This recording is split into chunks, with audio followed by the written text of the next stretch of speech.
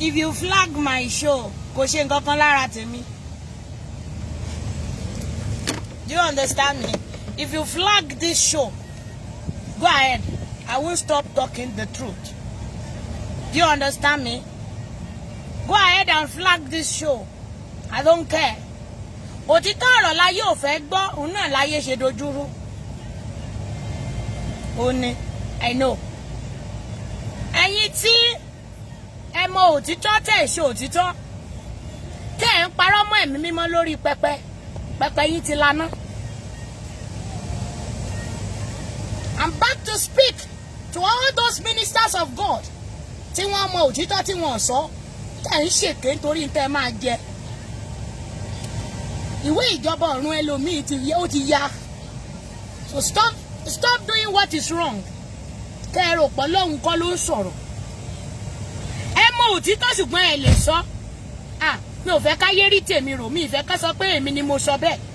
Tọ́ bá sọ pé wọ́n ló sọ bẹ́ẹ̀, tọ́lọ́run bá máa kí ẹ̀ fún ẹ ńkọ́. You are not ready to say the truth. Ẹni tí gbogbo àwọn tí wọ́n jáde ẹ̀sìn tí wọ́n ní báyìí ló ṣe rí. Ẹni tó lórin yìí ò jàǹpátá. Kò wọ́ọ̀rì ara ẹ̀.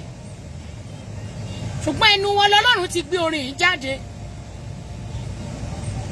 Ṣùgbọ́n àwọn èèyàn dìde fún Yinka Alaseyori nítorí pé ẹnu ẹ̀ ní Ọlọ́run ti polongo orin yìí sí ayé.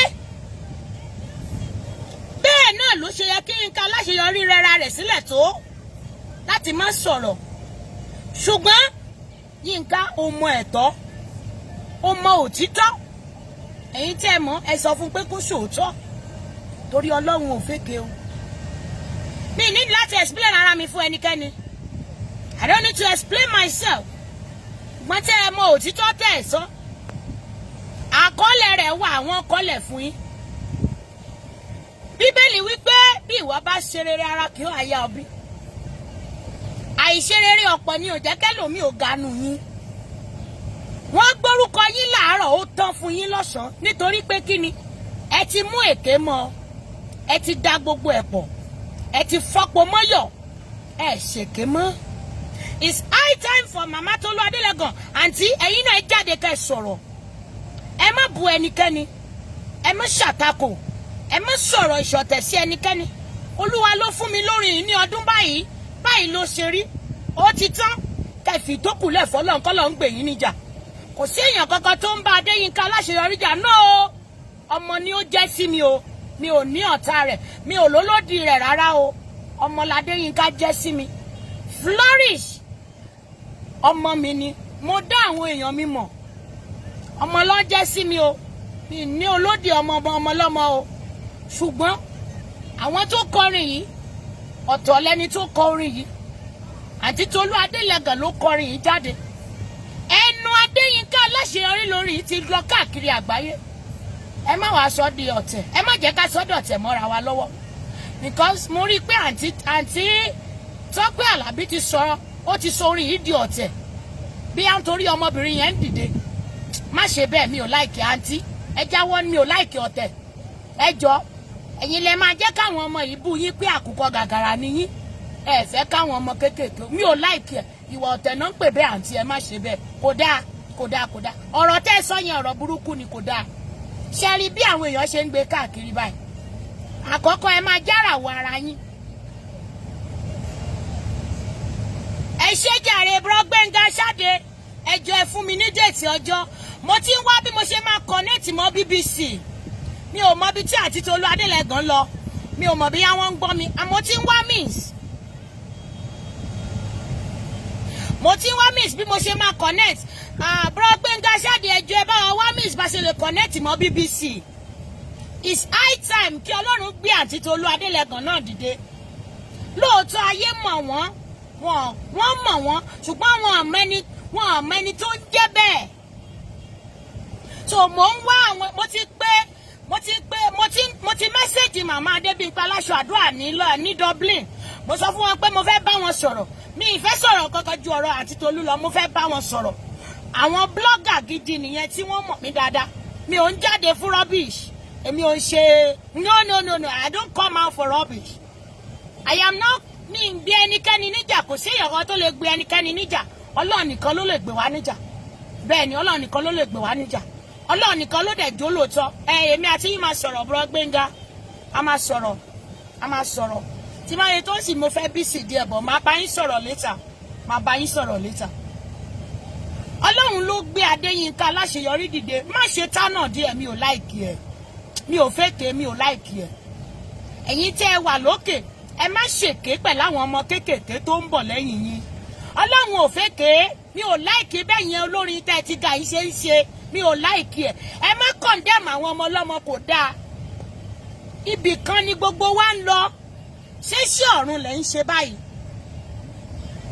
Ṣé sí ọ̀run lẹ̀ ń ṣe? Àwọn blogger ti ń gbé. Mo rí pé àwọn Adébígbé Aláṣàdúrà ti ń pín owó nítorí pé wọ́n support Adéyínká Aláṣeyọrí. Ó wà òkè, mo like bó ṣe ṣe. Kọ́lọ́run bá fún mi lórí ọ̀fẹ́, èmi náà lè ṣe jù bẹ́ẹ̀ lọ. Ṣùgbọ́n mo need àwọn supporters. We need to let Mama Tolu Adelegan. A nílò láti sọ̀rọ̀ kíákíá o. We need to talk. Àkọ́kọ́, ẹ gbé orin yìí fún àwọn tó máa ń ṣe link, kí wọ́n ṣe link ẹ̀. Tá a bá rí mákẹ́tà ń bí tó ṣe tán, a fẹ́ mákẹ́tì orin yẹn ìkéde ẹlẹ́ẹ̀kejì.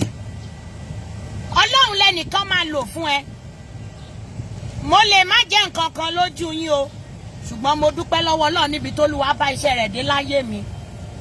Yeah. Bẹ́ẹ̀ ni, we have to do something concerning Mama Tolu Adelegan too. We need to do something about her too. Ọlọ́run ti gbé orin yìí jáde lẹ́nu wọn, ṣùgbọ́n ó fi àdúrà kún Adéyínká lé láti kọ orin gbogbo ayé dẹ̀ gbà. Ó wà òkè. Ṣùgbọ́n ṣé ẹ rò wípé ẹni tó lórin yìí gangan náà ó yẹ kó jẹun, ó yẹ kó jèrè nínú orin yìí? Èmi ò láìkì ọ̀tẹ̀, mi ò láìkì ẹ̀. Torí èmi ò ṣe lọ́rẹ̀ẹ́ o. O lè má láìkì mi, I don't want to know you. I am okay. Níwọ̀n bá ń tọ́lọ tó bá jẹ́ gàrí yìí ni mo pè mí. Olódùmarè ṣàánú mi. Ṣé understand?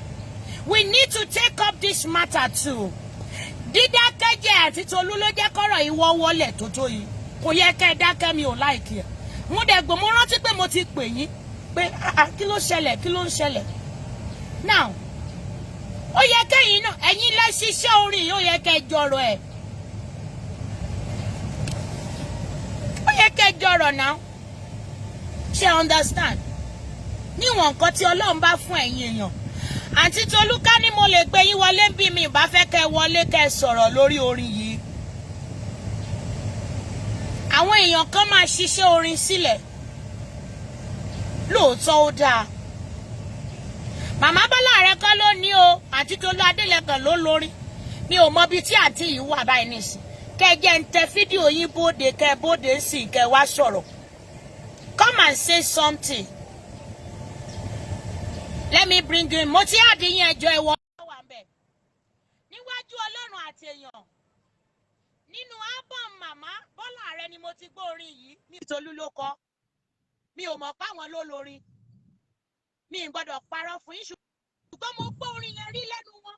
Ní Adégbémilé ọ̀lù nígbà tó ń ṣe kọ́nsáàtì kan ní ọdún kan gbà kan bẹ́ẹ̀, mo gbọ́ orin yẹn lẹ́nu wọn. Mi ò mọ̀ páwọn ló ní. Gbọ̀ngbà tí mo tún wá tún gbọ́ lọ́dọ̀ Màmá Bọ́lá rẹ, mo ní ọ̀rọ̀ onídùúró mi máa wà lágbára o. Now, kí ló jẹ́ kí ọ̀rọ̀ yìí fẹ́ jáde? Ọ̀fà àṣìṣe ló bá Tope Alabi, kò ń ṣòun ló sọ̀rọ̀ tó sọ yẹn. Ọ̀fà àṣìṣe ló bá. Wọ́n ta lọ́fà ló fi ṣìṣọ́. Kò mẹ́ni tó ń pè lónídùúró ni. Tó bá mọ tó ń pè lónídùúró, tí n bá sọ̀tàn ayé mi fún, ó máa mọ̀ pé onídùúró ni. Torí nígbà tí ayé mi láti gbé mi yìí kulẹ̀, Olúwa gbé mi dìde. Gbẹ̀ngà Ọ̀ṣẹ́dé, Olódùmarè bá mi gbé yín ga jù bẹ́ẹ̀ ṣe wà yìí lọ. Ọmọkùnrin yìí máa ya gbogbo fídíò mi, kò ní gba £1 lọ́wọ́ mi, á ní kíni, ẹ má wọrí. Ọlọ́run lo Ọ̀ṣẹ́dé Olúgbéngà fún mi. Òun ló jẹ́ onígbàkejì gómìnà ìlú wa tá wà ń bì. Ọlọ́run ló máa yí fún mi. Pẹ̀lú ìrẹ̀lẹ̀ ló dẹ̀ fi ń bá mi ṣe títí dòní.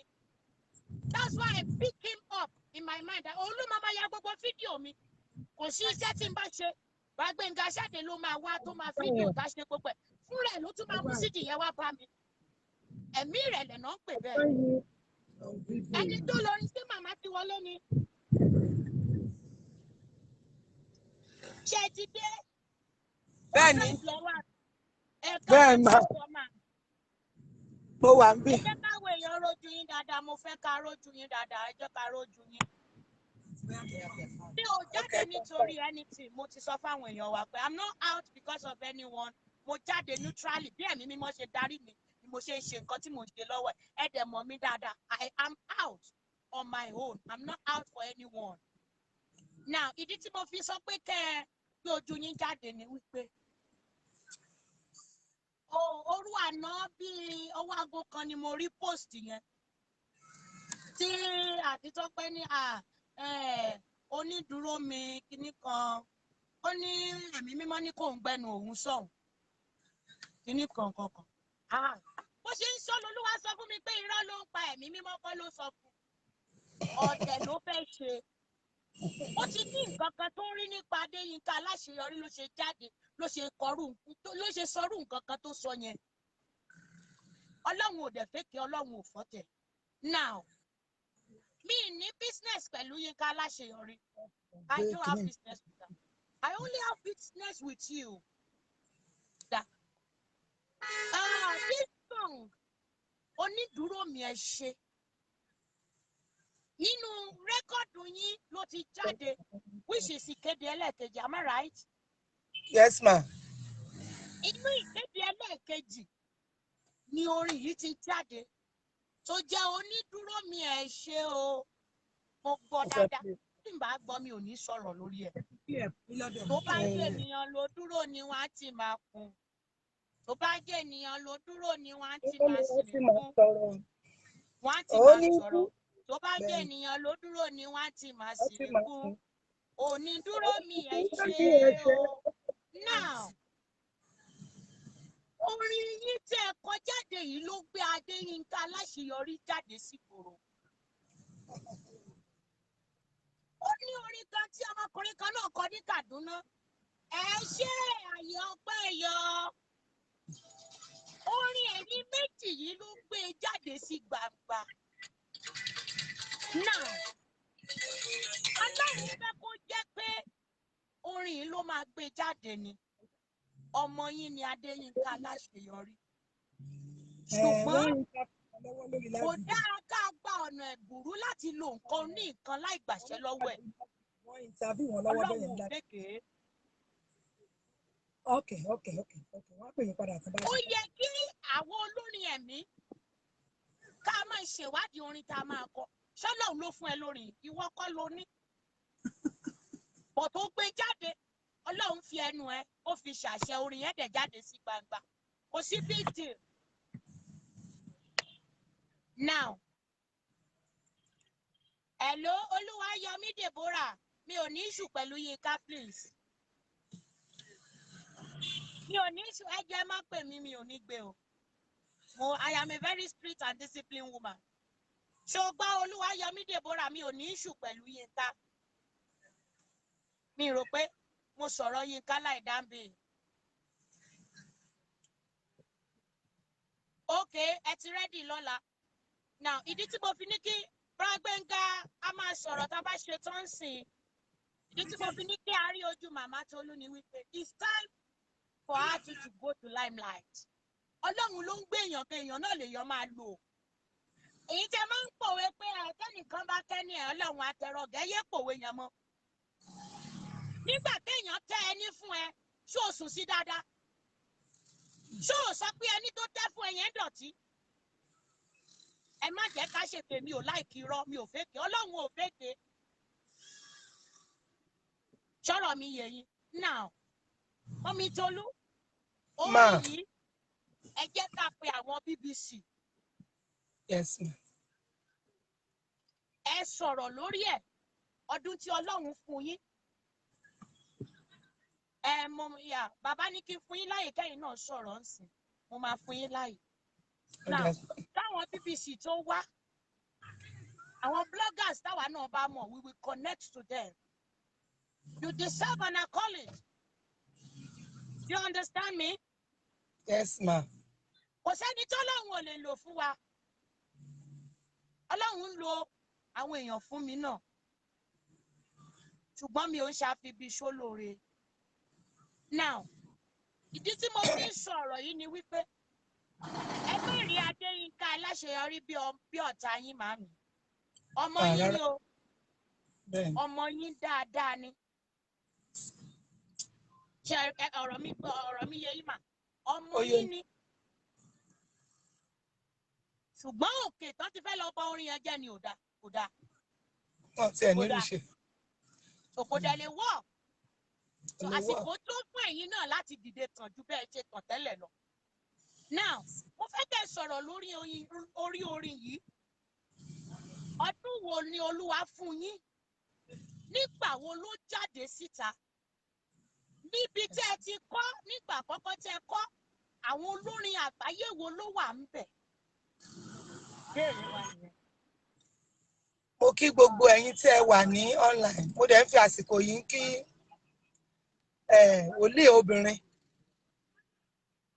Màmá ìtànná ògo ayérayé. Àdúrà mi ni wípé bí Kristi ti ń bẹ tí ẹ̀mí rẹ̀ ń bẹ láàyè. Gbogbo ipá àti agbára òkùnkùn lórí orin onídùúró èmi ẹ ṣé. Ọlọ́run yóò bà á jẹ́. Àmín. Mo dẹ̀ dúpẹ́ lọ́wọ́ Ọlọ́run fún ìgbésí ayé yín. Ẹ yà mí lẹ́nu gan. Mo dẹ̀ dúpẹ́ lọ́wọ́ Ọlọ́run fún gbogbo àwọn tó ti ń jáde láti àná ní ilé sùn. Wọ́n fẹ́ pè mí, wọ́n pè mí wọ àárọ̀ yìí. Mo dẹ̀ dúpẹ́ lọ́wọ́ Ọlọ́run pé kò ń ṣe mí náà. Ṣé ẹ rí orin yìí? Onídùúró mi ẹ ṣé o. Onídùúró mi ẹ ṣé o. Bó bá jẹ́ ènìyàn ló dúró ni wọ́n ti máa sọ̀rọ̀. Bó bá jẹ́ ènìyàn ló dúró ni wọ́n ti máa kùn. Onídùúró mi ẹ ṣé o. Nínú ìrìn àjò mi ó dúró. Nígbà tí ìṣòro dé ó dúró. Ohun ńlá látìlẹ́yìn ó dúró. Ayérayé bàbá mi ẹ ṣé ó dúró. Torí pé bó bá jẹ́ ènìyàn ló dúró ni wọ́n ti máa sọ̀rọ̀. Bó bá jẹ́ ènìyàn ló dúró ni wọ́n ti máa kùn. Kìnìún ẹ̀yà Júdà mo dúpẹ́ o. Orin yìí 2014 ni Ọlọ́run fún mi. Mo ń kojú àwọn ìṣòro kan ní ọdún náà lọ́hùn. Ṣùgbọ́n nígbà tí kó tó di wípé a lọ fún program praise concert a máa ń ṣe lọ́dọọdún. Mo pe àwọn ọmọ mi. Ó yá o. Ìlú báyìí wo orin kan mo sáré and practice náà ní òru ọjọ́ yẹn ni ó kù bí ọjọ́ mẹ́ta. Orin yẹn dẹ̀ wá. Mo ní ó yá. But nobody recorded that song. Mo wá sọ fún àwọn, wọ́n ní mọ́mì, wọ́n ní ọ̀tọ̀ ni orin tí ẹ sọ pé náà fún yín báyìí. Ọ̀tọ̀ lélẹ̀ tọ́lọ́run á tún fún yín tẹ́ bá dé orí stage. Ṣùgbọ́n ní ìgbà tí eléyìí tó yà mí lẹ́nu ń bẹ̀. Ní ìgbà tí and it's very unusual. Bí a ṣe ń wọ orí stage bọ́n ṣe pé ẹni tó kàn tí ó fẹ́ kọrin pé ẹni tó ń kọrin lọ́wọ́ bọ́n ṣe ní òkè o after ẹni tó ń kọrin la máa pe the convener of this program tó máa kọrin. Olúwa wá fún mi ní orin yẹn again. Mo wá sáré tọ ọmọ tó ń lu gángan fún mi. Mo ní ẹ̀ ló kọ́lé jọ̀ọ́jọ́ orin yẹn ó tún ti wá o. Onídùúró mo wá sọ pé gẹ́gẹ́gẹ́gẹ́ èmi fúnra mi ni mo sọ ìlú tó máa lù fún. Mo ní ṣé orí bí ìlú mo sọ pé wọn ò gbọ́ rí. Mo ní wọ́n lè má lè jó sí dáadáa. Mo ní sọ bá mi lu àlùjó sí kó kàn lu gẹ́gẹ́gẹ́gẹ́. Mo wá sọ fún bẹ́ẹ̀. Àwọn ọmọ yẹn ti ẹ̀ ń bínú pé kì í ṣe pé ká tún dé stage kọ́ náà tún fún yín lórin míì. Ọmọ mi kan wá wà lọ́dọ̀ mi òun ló ṣà ń sọ orin yẹn sí mi létí. Èmi gan bí mo dẹ̀ ṣe mo kọrin yẹn lẹ́ẹ̀kínní ẹ̀kejì ẹ̀kẹta lórin òun gan tó ṣẹ̀ wá yé mi dáadáa. Adẹ̀jó ní 2014 and to the glory of God mo rò pé màmá Ṣìlò tó ń sọ̀rọ̀ lọ́wọ́ yìí ó wà ní gbọ̀ngàn náà ní ọjọ́ náà. Màmá Dr. Bísí Aláwìyé aya àlùkò wọ́n wà ńbẹ̀ ní ọjọ́ náà. Dr. Dáre Melody wọ́n wà níbẹ̀ ní ọjọ́ náà. Màmá Ẹ̀rùrẹ́ tó ń bà wọ́n wà ńbẹ̀ ní ọjọ́ náà. Màmá Ṣẹ̀tọ́, màmá Governor of Goma in Ondo State, gbogbo wọn ló wà bẹ́ẹ̀ ní ọjọ́ náà tí a dẹ̀ ṣe orin yẹn dẹ̀ dára. Nígbà tí ó wá di 2016, early 2016, mo ti ta Life yẹn o. So mo wá ní pé okay o, let me release my album. Ni mo dẹ̀ ṣe iṣẹ́ yẹn. And that year, I did my 50th birthday. So I wá lo album yẹn. Mo dẹ̀ wá pe Ṣọlá lórí gángan. Mo wá pè wá sílé mi pé ó yá wá assist mi kájọ ṣe orin torí mi ò ráyè yẹ kí n lọ Ìbàdàn kí n lọ ṣe. Mo ní ẹ jẹ́ n ṣe l'Ákúrẹ́ jàre. Mo wá pe Ṣọlá. Mo ní ó yá mo dẹ̀ ṣe àwọn kankan sílẹ̀. Ó yá kí ni ká fi sí kí ni ká yọ kúrò. Mo dẹ̀ release album yẹn. Ṣùgbọ́n eléyìí tó yà mí lẹ́nu ńbẹ̀ ni wípé ní ìgbà tí mo fẹ́ gbé iṣẹ́ yẹn síta, mo ní pé onídùúró mi ẹ ṣé ni mo fẹ́ fi sí. But God said, ìkéde ẹ̀kejì ni title orin yẹn. Mo lọ ṣe jacket kan, mo san 28,000 naira fún jacket yẹn. Mo kọ onídùúró mi ẹ ṣé yẹn sí. Ṣùgbọ́n wọ́n ṣe album yẹn bẹ́ẹ̀ ni pé 2,000 ni mo san. Inú bí mi, Olúwa wá bá mi sọ̀rọ̀ wípé ṣe bóun sọ fún mi wípé ìkéde ẹ̀kejì ni kí n fi ṣe title album mi. And this onídùúró mi ẹ ṣé, if not because of the time, kí n kàn play just 2 minutes níbẹ̀. Ó wà ń bí. Only second track of that album. Then ṣe ara wọn BBC, they have called me in the morning. A dẹ̀ ti ṣe interview pẹ̀lú wọn. Ó dẹ̀ máa jáde lálẹ́ ìgbàrọ̀ lẹ́nu. So mo ń play ẹ̀bẹ̀ yẹn mà. Ṣé ẹ̀ ń gbọ́ lọ́hùn?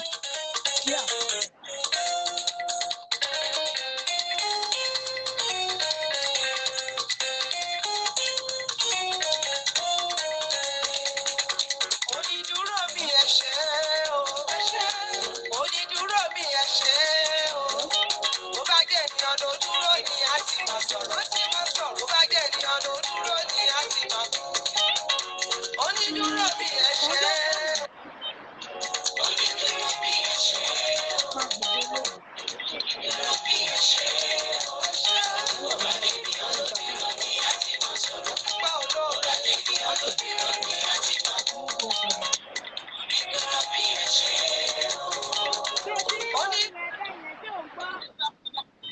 Ayérayé nínú àwọn ọ̀run ẹ ṣé o bàbá.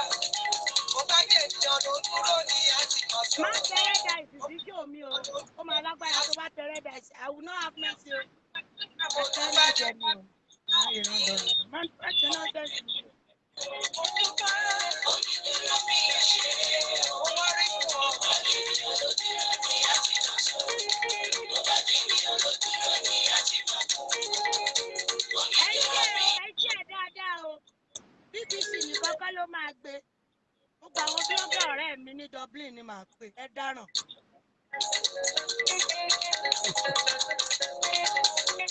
Inú ìrìn àjò bí nígbà mo ń gbàdúrà. Nígbà tí díẹ̀ kó jáwọ́ nú ọ̀tẹ̀. Wọ́n máa kó owó mi. Ọ̀nà kó nú ọ̀tẹ̀. Ẹyẹ ètè mọ́. Ẹ̀yin olórin ẹ̀mí ẹ jáwọ́ nú ètè. Ẹ sùn lọ. lórí gbogbo ẹgbẹ́ ayọ̀ ní tèmi bàbá ẹ ṣé. Bó bá jẹ́ ènìyàn ló dúró ní àti máa sọ̀rọ̀. Bó bá jẹ́ ènìyàn ló dúró ní àti máa sọ̀rọ̀. Ó lórí ayé mi mo dúpẹ́ o. Onídùúró mi ẹ ṣé. Onídùúró mi ẹ ṣé. Bó bá jẹ́ ènìyàn ló dúró ní àti máa sọ̀rọ̀. Bó bá jẹ́ ènìyàn ló dúró ní àti máa sọ̀rọ̀. Onídùúró mi ẹ ṣé.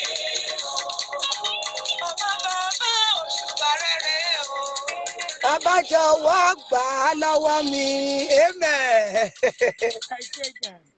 Yes, ma. God bless you, ma. So, mi ò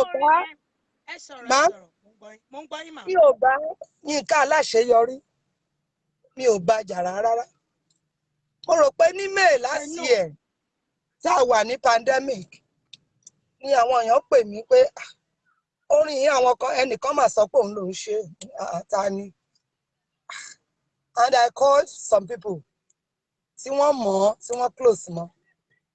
Ó lè ní ẹ bá ń bá sọ̀rọ̀ òun kọ́ ló lórin yẹn ó lè kọ́ anybody can sing tó bá like orin ó lè kọ but kò ń ṣe pé kò ní pé Ọlọ́run fún ẹ lórin tí mo ti ń kọ láti 2014 tí mo bẹ̀ ṣe sí 2 different albums. Mo ní so mo ní ẹni tó bá dẹ̀ listen sí gbogbo albums mi wọ́n á rí i pé mi ò kì í kọrin olórin. Inú Bíbélì I take my music from the Bible. So mo á sọ fún wọn pé ọmọ kan wá wò pé ọmọ yẹn pé ọmọdé ni just let me leave her pé Ọlọ́run á dì í mú and I didn't see anything since then. But until yesterday lálẹ́ mo tẹ̀ ń ṣe live video torí mo wà nínú àwẹ̀ àti àdúrà 71 days àná yẹn ní the 12th day mo wà nínú program ṣáà rí pé kọ́ọ̀lù ń wọlé sórí the other phone náà what's happening mo ṣáà rí pé mo wà nílé àwọn ọmọ mi gbogbo wà nílé bí mo ṣe wá parí program yẹn náà ní kọ́ọ̀lù mi tó tún wọlé bí kọ́ọ̀lù yẹn dẹ̀ ṣe wọlé mo wá ní what's happening náà wá ṣàlàyé pé wọ́n wá send nǹkan tí Tope Alabi tó ṣe wọ́n wá send ẹ̀ sí mi Sister Tope she's the least expected tí mo rò pé ó yẹ kó lè ṣerú nǹkan bẹ́ẹ̀ yẹn mo ní if even at all tó bá tiẹ̀ jẹ́ Yinka ló ṣe orin yẹn ṣé ó lẹ́tọ̀ọ́ láti bring ọmọ yẹn down at least ọmọ tó ṣẹ̀ṣẹ̀ ń gòkè pé kò ní ẹ̀tọ́ láti dá ọmọ yẹn láti jákulẹ̀. So and to the glory of God èmi náà ti take step mo ti take step concerning this matter because God gave me that song mo dẹ̀ ti ń kọ orin yẹn Ọlọ́run dẹ̀ ti ń gba gbogbo ògo so tí má ṣe pé bíi pé mo ní àwọn àdúrà kan mo dẹ̀ mọ̀ pé ṣe rí àdúrà máa ń gbà Ọlọ́run tó sọ wípé ìkéde ẹ̀kejì ni ṣe é mọ̀ wípé ó ní ohun tó fẹ́ mú jáde inú ẹ̀ pé ìkéde ẹ̀kejì ó wà nínú orin yẹn náà ni àwọn kan pè mí àwọn tó dẹ̀ ti rà àwọn tó ti rà mo ní ìjẹ́ tiẹ̀ gbọ́ it is the second track of that song inú ẹ̀ ni mo ti kọ́ àti ìbẹ̀rẹ̀ máa ti gbé gbá ọpẹ́ mi ò fún bàbá inú ẹ̀ ni mo ti kọ́ gbá ọpẹ́ máa gbé inú ẹ̀ ni mo dẹ̀ ti kọ́ n ó yìn ọ́ ju bẹ́ẹ̀ lọ inú ibẹ̀ ni mo ti kọ́ so mo wá sọ fún ẹ pé kò ń ṣe pé mo ṣẹ̀ ṣe ni and it's not me at least ẹni tó ṣe rí káti àwọn àgbà pé 2016 ni mo gbé síta that is 4 years interval so I will only beseech everyone that adẹ̀mọ òótọ́ o mọ Bíbélì sọ wípé ó ní àwa yóò mọ òtítọ́ yóò sì sọ wá dòmìnira ó tí mo dẹ̀ wá sọ náà ni wípé Jésù ni onídùúró mi o nítorí pé Jésù yìí nígbà tí Ọlọ́run dá ayé ó rí pé ayé wà ní rúdurùdu ó fẹ́ da inú ẹ̀ bàjẹ́ nítorí pé ó dá àwọn ènìyàn ó dẹ̀ fẹ́ bà ayé jẹ́ ṣùgbọ́n Ọlọ́run wá rán ọmọ rẹ̀ Jésù dẹ̀ fi ara rẹ̀ sílẹ̀ fún wa gẹ́gẹ́ bí onídùúró wa láti wá gba ikú wa kú láti wá tú ayé ṣe láti wá sọ wá di tirẹ̀ gbogbo ẹni tó bá dẹ̀ ti di tirẹ̀ onídùúró onítọ̀hún ni and that's why I say God it is my backbone my benefactor my pride my strength my everything èmi ò ní Ọlọ́run mìíràn síbòmíì o èmi ò ní Ọlọ́run nínú òkú èmi ò ní Ọlọ́run inú sàréè èmi ò kí ń lọ ń gba agbára ní anywhere Ọlọ́run nìkan ni agbára mi òun ni ipá mi òun ni gbogbo nǹkan tí mo ní and that's how I did the interview with the Yorùbá kìíní láàárọ̀ yìí so mo dẹ̀ dúpẹ́ lọ́wọ́ Ọlọ́run wípé Ọlọ́run fúnra rẹ̀ ló fẹ́ gbé iṣẹ́ ìpadà síta mo dẹ̀ mọ̀ wípé níwọ̀n ìgbà tí Ọlọ́run tí yóò máa jẹ́ Ọlọ́run títí láéláé tó sì máa jẹ́ onídùúró àwọn tó bá dúró tì kì í ṣe àwọn tí wọ́n fi ẹlẹ́ran ara ṣe ìgbẹ́kẹ̀lé kì í ṣe àwọn tí wọ́n lọ ń gba agbára nínú òkùnkùn kì í ṣe àwọn tí wọ́n lọ ń gba agbára nínú omi kì í ṣe àwọn tí wọ́n lọ ń gba orin lọ́wọ́ àǹjọ̀nú kí gbogbo ayé kó lè máa gbọ́rọ̀ wọn ṣùgbọ́n tí mo mọ̀ náà ni wípé Ọlọ́run ìpè Ayọ̀ Babalọ́lá tí mò ń pè Ọlọ́run ìpè bàbá mi wòlíì Ẹ̀sìkáyà ó ti dúró báyìí Ọlọ́run tó dẹ̀ pè mí tó gbéṣẹ́ ọrùn lé mi lọ́wọ́ àti Ọlọ́run tó pè ẹ̀yin màmá wọ̀nyí ó pe màmá Ṣìlò ó pe màmá Bísí Aláwìyé ó pe màmá Bọ́lá rẹ ó pe màmá Ṣẹ̀wẹ̀lẹ̀ ó pe gbogbo àwọn olórin tí Ọlọ́run ń gbọ́ tiwọn lọ́wọ́lọ́wọ́ èmi mọ̀ wípé yóò jáde fún mi yóò dẹ̀ parí ọ̀rọ̀. Amen. Ẹ ṣé tí mo pè yín tẹ́ ẹ jẹ́ mi. Ẹ jẹ́ ó di ọ̀la a máa tún fídíò mi yà ó yẹ ká dọ́dọ̀ Àkẹ́tì it is time. Okay. Hey, somebody in your vehicle, it is time. It is time. Tó mọ̀ pé jìgàn ti wá kù rẹ̀, ìṣẹ̀lẹ̀ gbọ́dọ̀ ṣẹlẹ̀. Ọlọ́run. Bẹ́ẹ̀. It's time. You are unstoppable, mama. Amen. Ṣẹ̀rí tí Ọlọ́run bá sọ pé òun ṣetán. Ǹjẹ́ ẹ ti wá mọ ìdí tí Olúwa fi fún orí yìí ní ìkéde ẹlẹ́ẹ̀kejì báyìí? Ó ti mọ̀ ọ́. Ó ti mọ̀ ọ́. Ẹ tí mọ̀ tán, ó kù díẹ̀. Ẹ lọ kọ sílẹ̀. Ọjà. Dídé eléyìí máa wá ba ayé lẹ́rù o. Bẹ́ẹ̀ ni, torí ó tó àsìkò ni. Ẹ mọ̀ pé ńgbà tí gba pandemic ẹ tí mo pè mọ́ ni. I kept quiet. Ṣùgbọ́n láti òru àná lolúwa ti ní kí n jáde, kí n sọ̀rọ̀. Kí n jáde mọ́ pé mi ò ń sọ̀rọ̀ kí ló ọkọ mi. Mi ò ń jáde tolúwa ti sọ fún mi pé kí n jáde kí n sọ̀rọ̀. That means it's time. Now, ọkọ̀ àṣìṣe ló bá àǹtí Tope Alabi tó fi sọ̀rọ̀ yẹn jáde. Tọ́pà yẹn ò bá dẹ̀ bá ọ̀rọ̀ ò mà ní bí ọ̀rọ̀ lónìí. Ṣẹlẹ̀ yóò mọ̀ ní ṣẹlẹ̀. Now, the Lord is ready. Ẹ lọ wo WhatsApp. Ọkọ̀ àṣìṣọ ni. Bó ṣe wá sọ yẹn, Olúwa wá gbé ó gbà pé àsìkò tó. Ọmọ mi kan ni. Ìlú wo ló ń gbé Àkúrẹ́?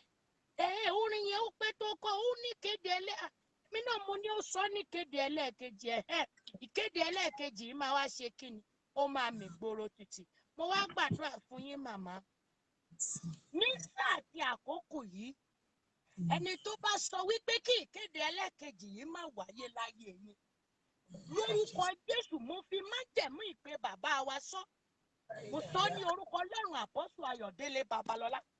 Àti tó bá sọ pé kí ìkéde ẹlẹ́ẹ̀kejì má wá sáyé.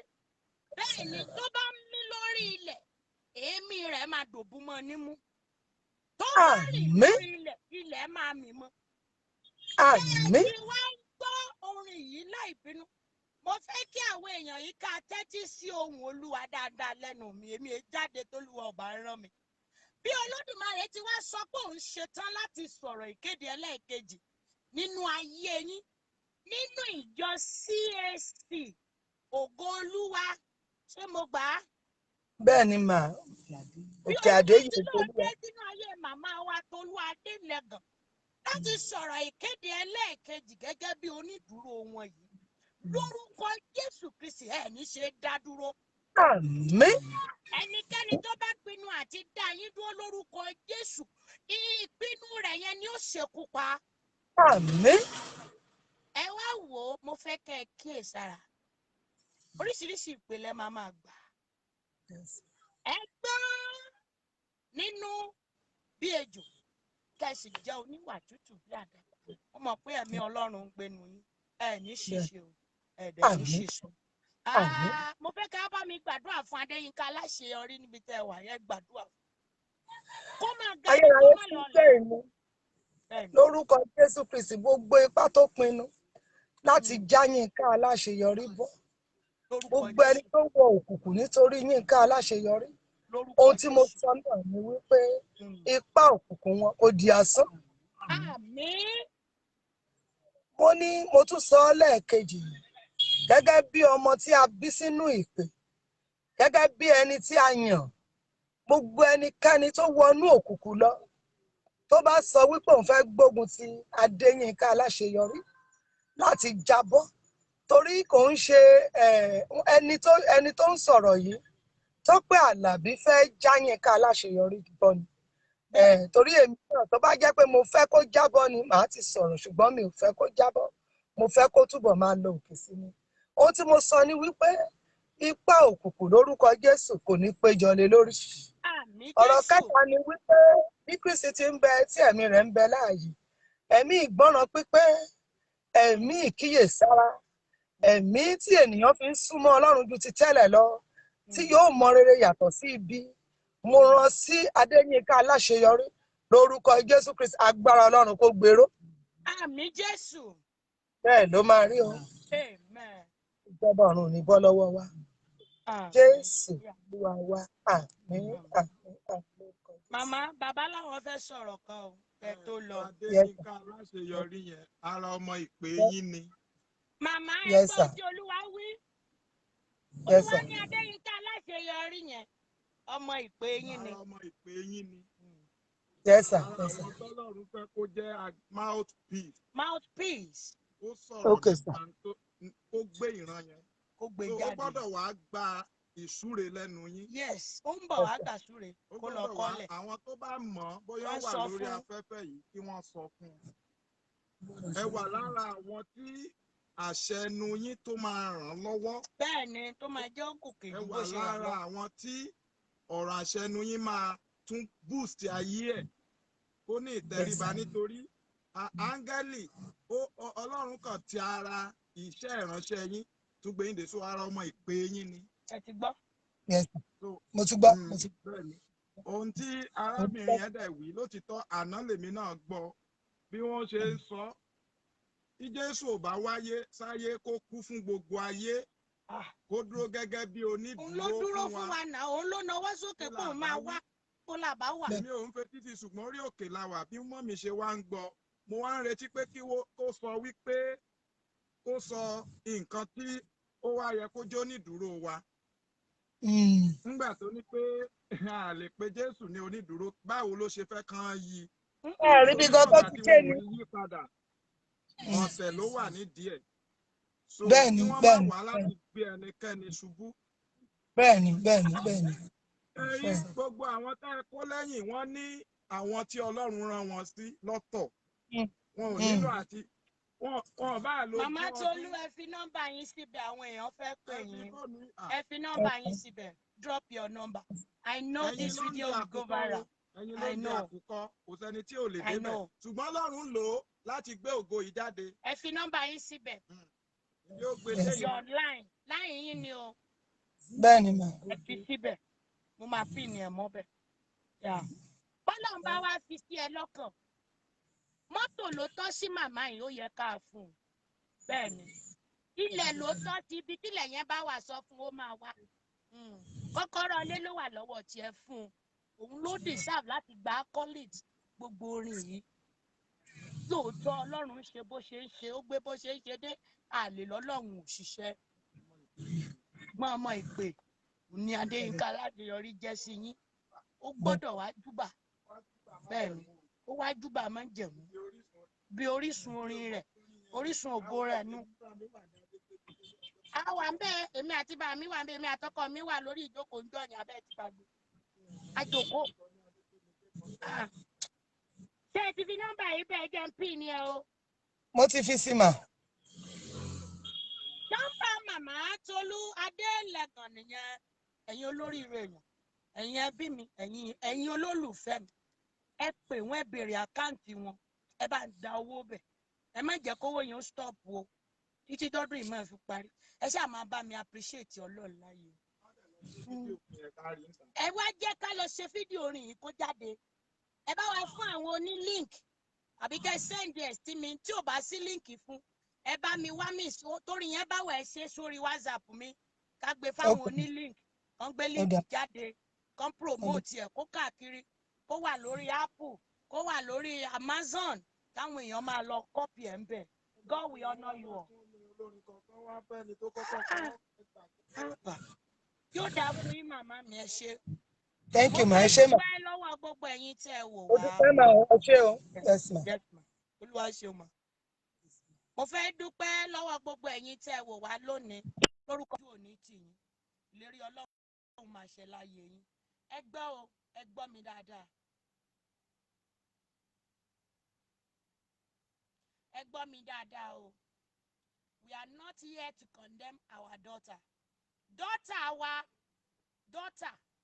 Yes, ẹ jẹ́ ká promote orin yìí fúnra wa. Yes, Samoyo sọ̀rọ̀ Adékànbí, nọ́mbà màmá nìyẹn. Tí líǹkì yẹn bá ti tán bá ti send ẹ̀ sẹ́mi tẹ́mi bá ti ṣe link, mo máa send ẹ̀ sí màmá yẹn padà. A sì máa padà wá sí online lọ́sẹ̀ yìí o. Mo sì máa padà wá sí online. Tí líǹkì yẹn bá ti jáde, mo máa gbé síta fúnra mi. Àwọn náà máa gbé síta. Mo fẹ́ kẹ́ lọ bá mi wá kíní wọn. Orúkọ màmá yẹn ni Tolu Adelegan. Wọ́n wà lórí Facebook. Ẹ lọ bá mi wá wọn kẹ́ bá mi follow wọn. Ẹ bá mi wá wọn kẹ́ bá mi follow wọn. Ẹ follow màmá yẹn. Mama dáadáa ni ẹ follow wọn. Follow her on her page. Evangelist Tolu Adelegan. Ẹ bá mi follow wọn lórí page wọn yẹn. Go and follow it.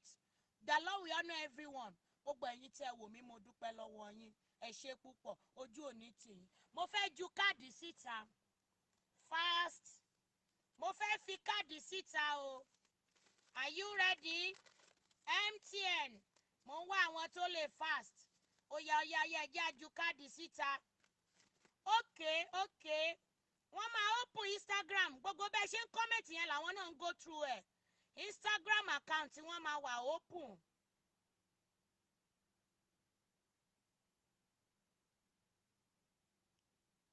Okay, mo máa pe sister, mo máa sọ fún Flourish.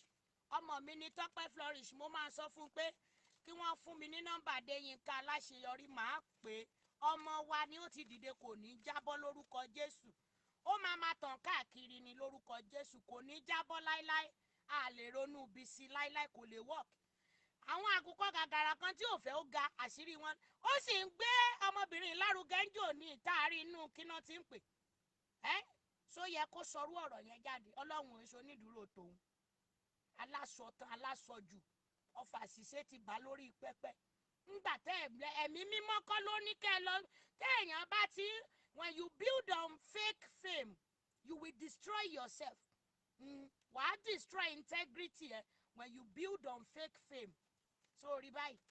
Ọlọ́run kó ṣàdáríjì ẹ pẹ̀lú ìwà àṣọ̀tẹ̀ tó wù lórí pẹpẹ. Now I want to call card. Are you there?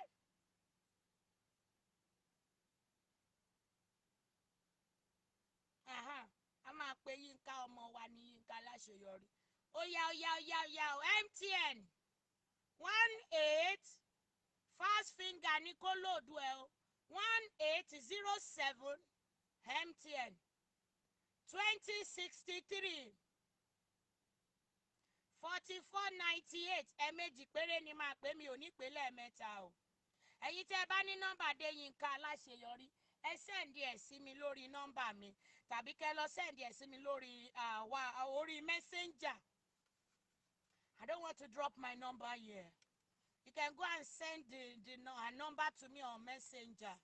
Ẹ sẹ́ǹdì ẹ̀ sí mi lórí messenger. We do something about it. A máa pè. So are you there?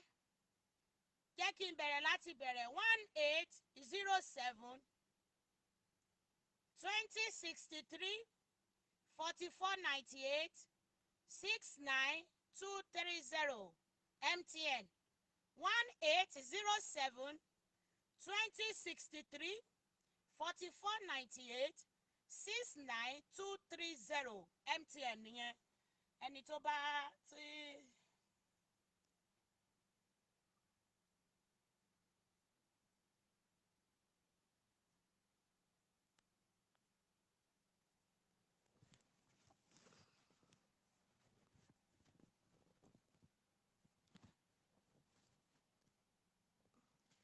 Ṣé ẹ ń gbọ́ mi dáadáa o?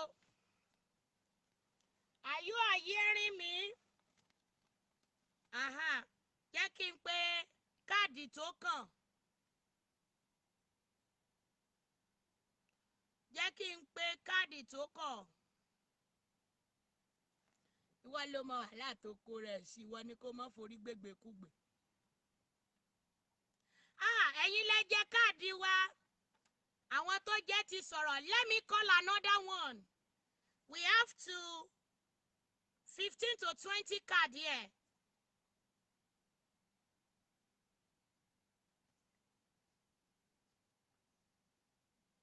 Tí n bá ti rí pé o ṣe mọ̀nàmọ́ná lórí timeline mi mo máa block ẹni. I will block you. Don't come to this place and comment rubbish. If you come here and comment rubbish, I will block you. So má wá bí wá ṣe mi ń kọjá àyè mi o. Èmi ò ṣe blogger o. When music ministers tí ẹ bá ti lè dìde fúnra yín, ọlọ́tẹ̀ ni most of you. I don't care. Ọ̀tẹ̀ tẹ́ ẹ ṣe ni ò jẹ́ kẹ́gá. Màmá Bàṣírà Adébùkọ́lá, ẹ gbọ́ mi dáadáa mà, mi ò lè antagonize ọmọ ọlọ́mọ o. àsìkò tí ẹ̀rẹ́ o ó máa lò pẹ́pẹ́pẹ́ lórúkọ Jésù ẹ̀mí ẹ̀dẹ̀ máa gùn kò sí tí ó ṣe ṣọ́rọ̀ mi yé yín. Please ma Madam Araoye Bashirat, I am not after Yinka Alaseyori, please. Ẹ jọ̀ọ́ mi wá after ẹnikẹ́ni o. I am here on my own, please. Go and watch my program very well. Please. I want to call another recharge card.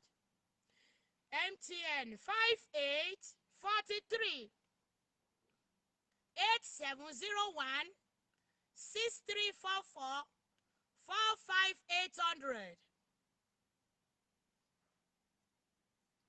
Ó yé mi mà, mo ti gbọ́ màmá Araoye. Mo máa pe Yínká fúnra mi, ọmọ wa ni. Mo máa pe àwùkọ́là. 58 4387 01 6344 45800. Once again, MTN 5843 8701 6344 45800. Ẹni tó bá jẹ́ kó jẹ́ ká mọ̀ o. Kẹ́ ẹ dúpẹ́ lọ́wọ́ màmá Tolu Adelegan. Torórí wọn ló kún.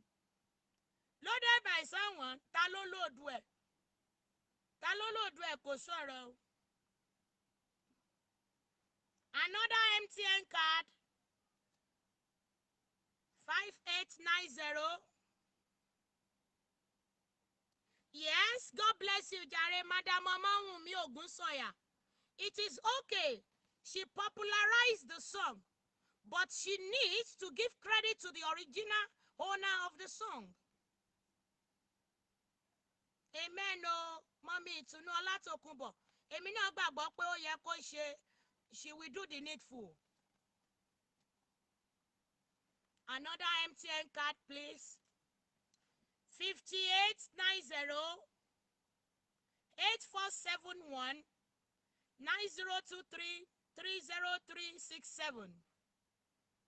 Ẹ̀yin lẹ tún jẹ́ brother tèmi Tope Adétúnjí.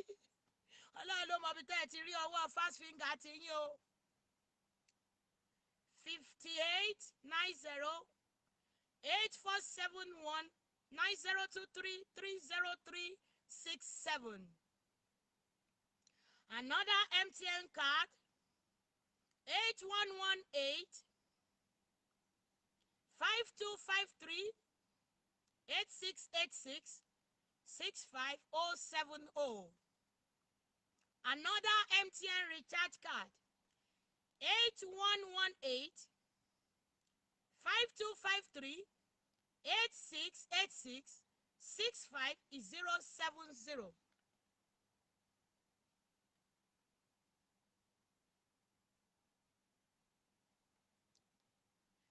Ọlọ́run á dáríjì ẹ́ òpó ọlá Adéjọkẹ́ Ọmọ́táyọ̀. Ọlọ́run máa dáríjì ẹ́. Ṣó gbọ́? It's not necessary you comment. Ṣó ti gbọ́? Mi ò láìkí comment ẹ yìí. Wípé kí ló dé tí Màmá Tolu from the start? Why can't she defend her song since? Why just now? No. Pé èèyàn dákẹ́ kì í ṣe pógọ̀. Àgbà máa ń gbà ni. So n tí òye wọ jẹ́ kí n ṣàlàyé fún Adéjọkẹ́ Ọmọ́táyọ̀. Àgbà ó máa ń gbà ni. So don't say that again. It's not necessary you comment, I will block you. N bá rí any rubbish comment, I will block you.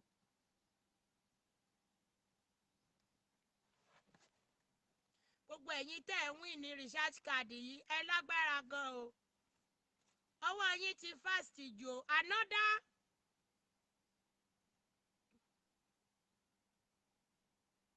ẹ bá ń béèrè bí ti ń ṣe o. Òun ló kọ́ ń win ní ẹ̀ látàárọ̀.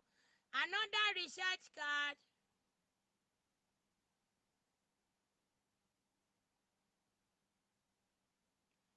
8118 5253 8686 65070. Another one is 3999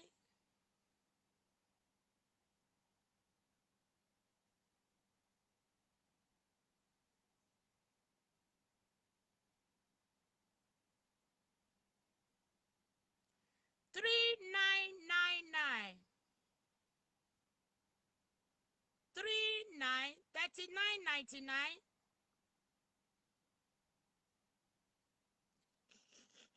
Why only MTN card? MTN lóore nìní. 3999 9770 3828 69149. A máa pe Airtel lọ́la, ẹ má worry. Ọjọ́ Wednesday a máa pe Airtel, ẹ má worry. A dẹ̀ máa pe Glo náà.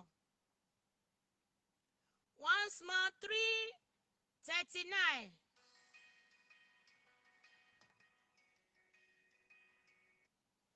Mo wà ní online o, ẹ pè mí later. Kò sí èèyàn kankan tó lè condemn èmi. Olúwa tó sì jì èmi ọ̀. Ọmọ bó gbọ́dọ̀ jìgì dẹ́rù oògùn ni mo lè mì. Mi ò máa wo kọ́mẹ̀ntì rẹ̀. Kò sí èèyàn tó lè condemn mi o. Èmi ń ṣe ní tí Ọlọ́run rán mi. Tó yẹ kẹ́yìn Kìrìsìtẹ́nì èké tó yẹ kẹ́ ẹ máa ṣe. Tẹ́ ẹ mọ̀ òótọ́ tẹ́ ẹ sọ̀rọ̀ lèmi ń ṣe. Sọ̀rọ̀ mi yé yín. Tó yẹ kẹ́ ẹ sọ òótọ́ tẹ́ ẹ kọ̀ tẹ́ ẹ sọ tẹ́ ẹ ti jẹ́ dòdò. Oúnjẹ kú jẹ ẹ ti jèkú tí ẹ ti já áyán ẹ lè sòótọ́ mọ́. Ìtọ́ ló kù tẹnu yín pò. No wonder Nàìjíríà máa rí bó ṣe rí. Ẹ ti balẹ̀ jẹ́ jìnnà nú èké àti fíìmù rọ́tẹ̀ ń wá kiri. Mo ń bọ̀ lọ́dọ̀ ẹ̀yin Minister of God. Tó jẹ́ pé ìjọra yín lójú tán bá ti rí yín lágbo wọn á mọ̀ pé ẹ dé. Ìgbéraga òṣì tí ò jẹ́ ẹ débì kan. Tẹ́ ẹ rò pé ẹ ti débẹ̀ tẹ́ ẹ sì tí ì kọjá bí ẹ wà. Ẹ jẹ́ ṣọ́ra yín kẹ́ ẹ mọ bí tẹ́ ẹ ń lọ. Ṣé sí ọ̀run náà lẹ́sìn ṣe yìí? A máa kú sọ tiwa. Kọ́lọ̀ ń jẹ́ ẹ gbọ́. Babalọ́lá sọ tiẹ̀ ń gbò wà láyé. Àwa náà sì wà láyé àti ìkú nìsín. Àdẹ̀ni kú. Òtítọ́ tẹ́ ẹ kọ̀ tẹ́ ẹ fẹ́ gbọ́ yẹn. Ẹ máa gbọ́ by fire by force. MTN mi ìjàre. Àwọn Mùsùlùmí máa ń dìde fúnra wọn. Kìrìsìtẹ́nì ni mo rí. Tẹ́ ẹ fẹ́ràn ọ̀tẹ̀ òṣì ọ̀tẹ̀. Ọ̀tẹ̀ yẹn náà ni ó tẹ̀yìn rí tẹ́ ẹ bá jáwọ́. Àṣálẹ̀ nílé ọlọ́tẹ̀. Èmi ò sí lára yín kí owó mi dá mi ò ráàyè o. Wọ́n sòótọ́. Ẹ mọ̀ òótọ́ o. Mo ti pé mo sọ fún màmá Ṣẹwẹlẹ kó sọ̀rọ̀ lórí ọ̀rọ̀ yìí. Mo lè sọ fún àǹtí Bísí náà kó sọ̀rọ̀ lórí ọ̀rọ̀ yìí. Kọ́mọ́ títẹ́ ẹ bá dákẹ́ ẹ̀ ní láìkí tí máa sọ o. Ẹ̀ ní láìkí mi máa sọ òótọ́ fún yín. Mọ́mí ìṣílò ti tẹ́lẹ̀ kan lélẹ̀. I am different. Saying the truth, I don't fear anybody. I speak my truth. If you want to listen, you listen. And if you don't want to listen, I don't care. Ẹ sòótọ́, òótọ́ ló ń gbórílẹ̀-èdè lékè. Ìdí tórílẹ̀-èdè yìí ò fi lékè nìyí. Tí wọ́n fi gba gbogbo ẹ̀mọ́ yín lọ́wọ́. Wọ́n á wọlé gidi, wọ́n sọ de orílẹ̀-èdè Haúsá. Nígbò tó jẹ́ pé ẹ sòótọ́. Àwọn olórí tí ò jáde fún òtítọ́ ọ̀rọ̀ èké. Ẹ fẹ́ràn èké. Gbọ́n tí bàmí Ẹ́síkáyà sọ fún alọ́dọ̀ sí tàbí sí. Ṣé kò yẹ kẹ́ ẹ mú òótọ́ náà kó òótọ́ lè sọ yín dòmìnira? Ibi ọ̀tẹ́lẹ́jọ kò sí. Ẹ̀yin mú sólógo ọmọ. Ọlá má jẹ́ mú rẹ̀ yẹn ó kan. Wàá dààmú. Má jáwọ́ nú ọ̀tẹ̀. MTN mi ìjàre mò ń padà bọ̀ mi ò tí ì dé. 1137.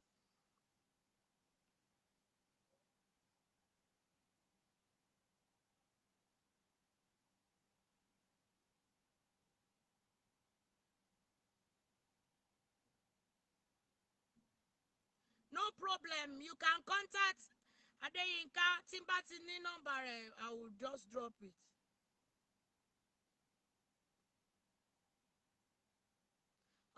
Ẹ má bèrè nọ́mbà tèmi báyìí mi ò ní fún yín torí ṣó yìí. Ẹ̀yin tí ẹ ní di nọ́mbà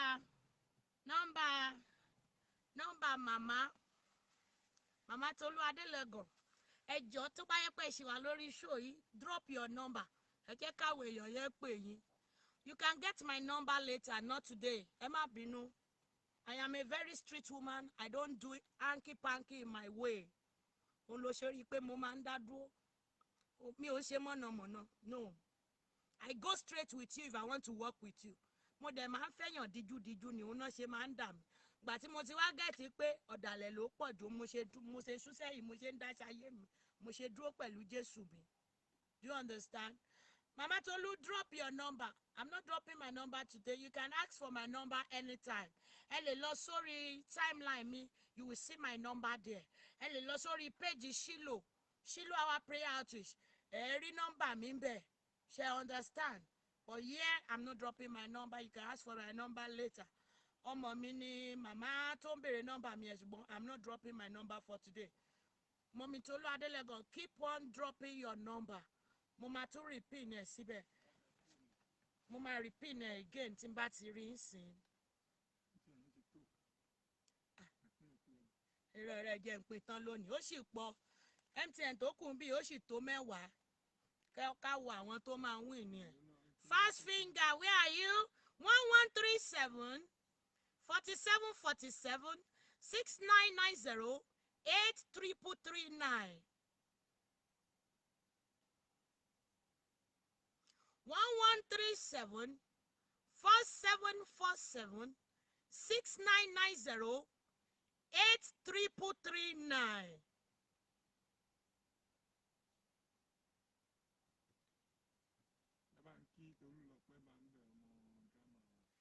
Bambe,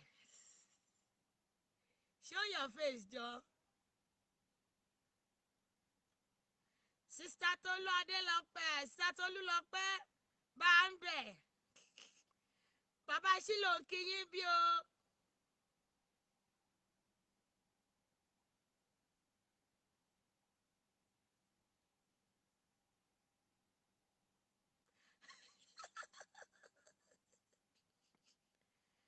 Long time. Ṣàlàáfíà lẹ́wà àwọn èèyàn wa lọ́hùn kan o, àwọn bébìsì wa gbogbo. The Lord will honor you. Thank you. Thank you, Satolu Bambe. Ẹ jọ̀ọ́ Mọ̀mí Tolu, redrop your number. Ẹ jẹ́ kí n rí. Mi ò rí nọ́mbà yẹn o. Mọ̀mí Tolu Adelegan, ẹ bá mi tún nọ́mbà yín drop. Kí n lè pin ẹ̀ padà síbẹ̀. Let me call another MTN. 1137 4747 6990 8339. 8339. Another MTN. 2976. Mo máa fast nísìn, mo fẹ́ rí àwọn tó fast. Ẹ̀yin tẹ́ ẹ bá ti ń lòdù káàdì ẹ máa fi ògo fún Ọlọ́run o. 2976.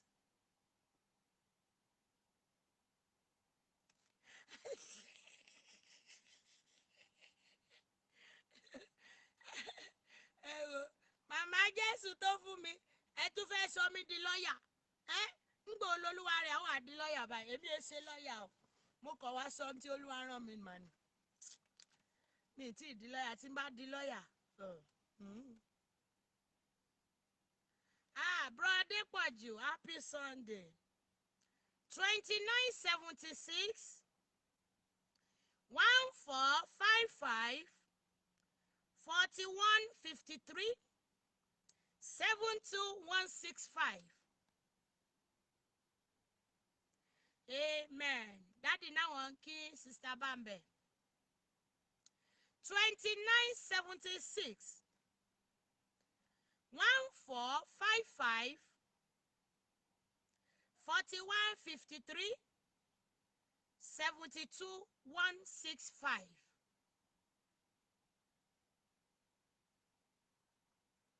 Ṣáàtì lóòdù ẹ̀.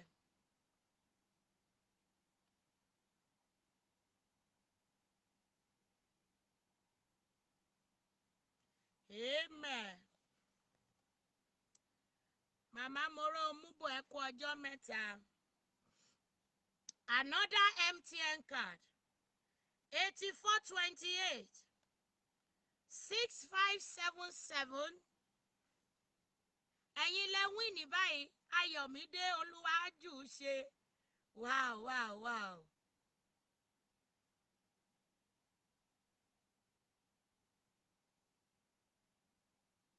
Mommy, please, I need Jauda Biala.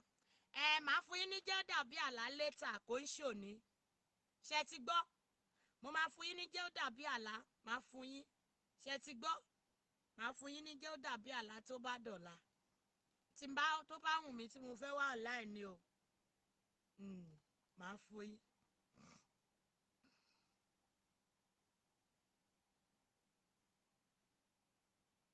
MTN yẹn ta ló lòdù ẹ̀ congratulations sí winner yẹn 8428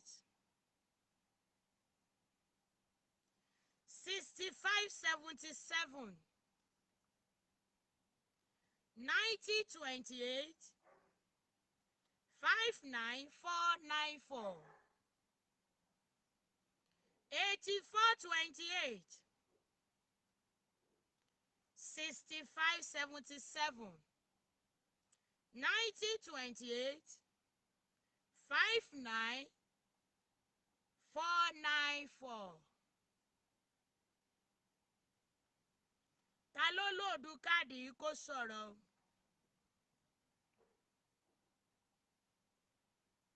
Another MTN card 7414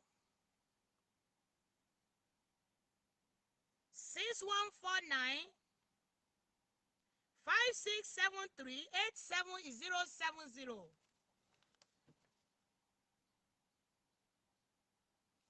Amen. 7414.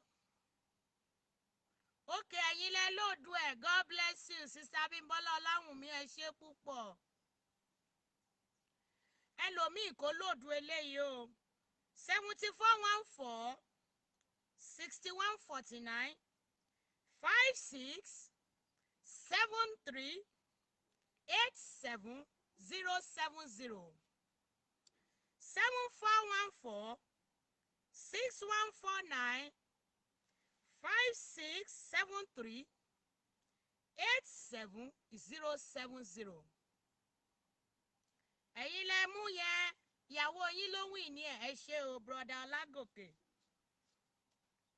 Ẹlòmíì kò wìn ní eléyìí o. 9396 6679.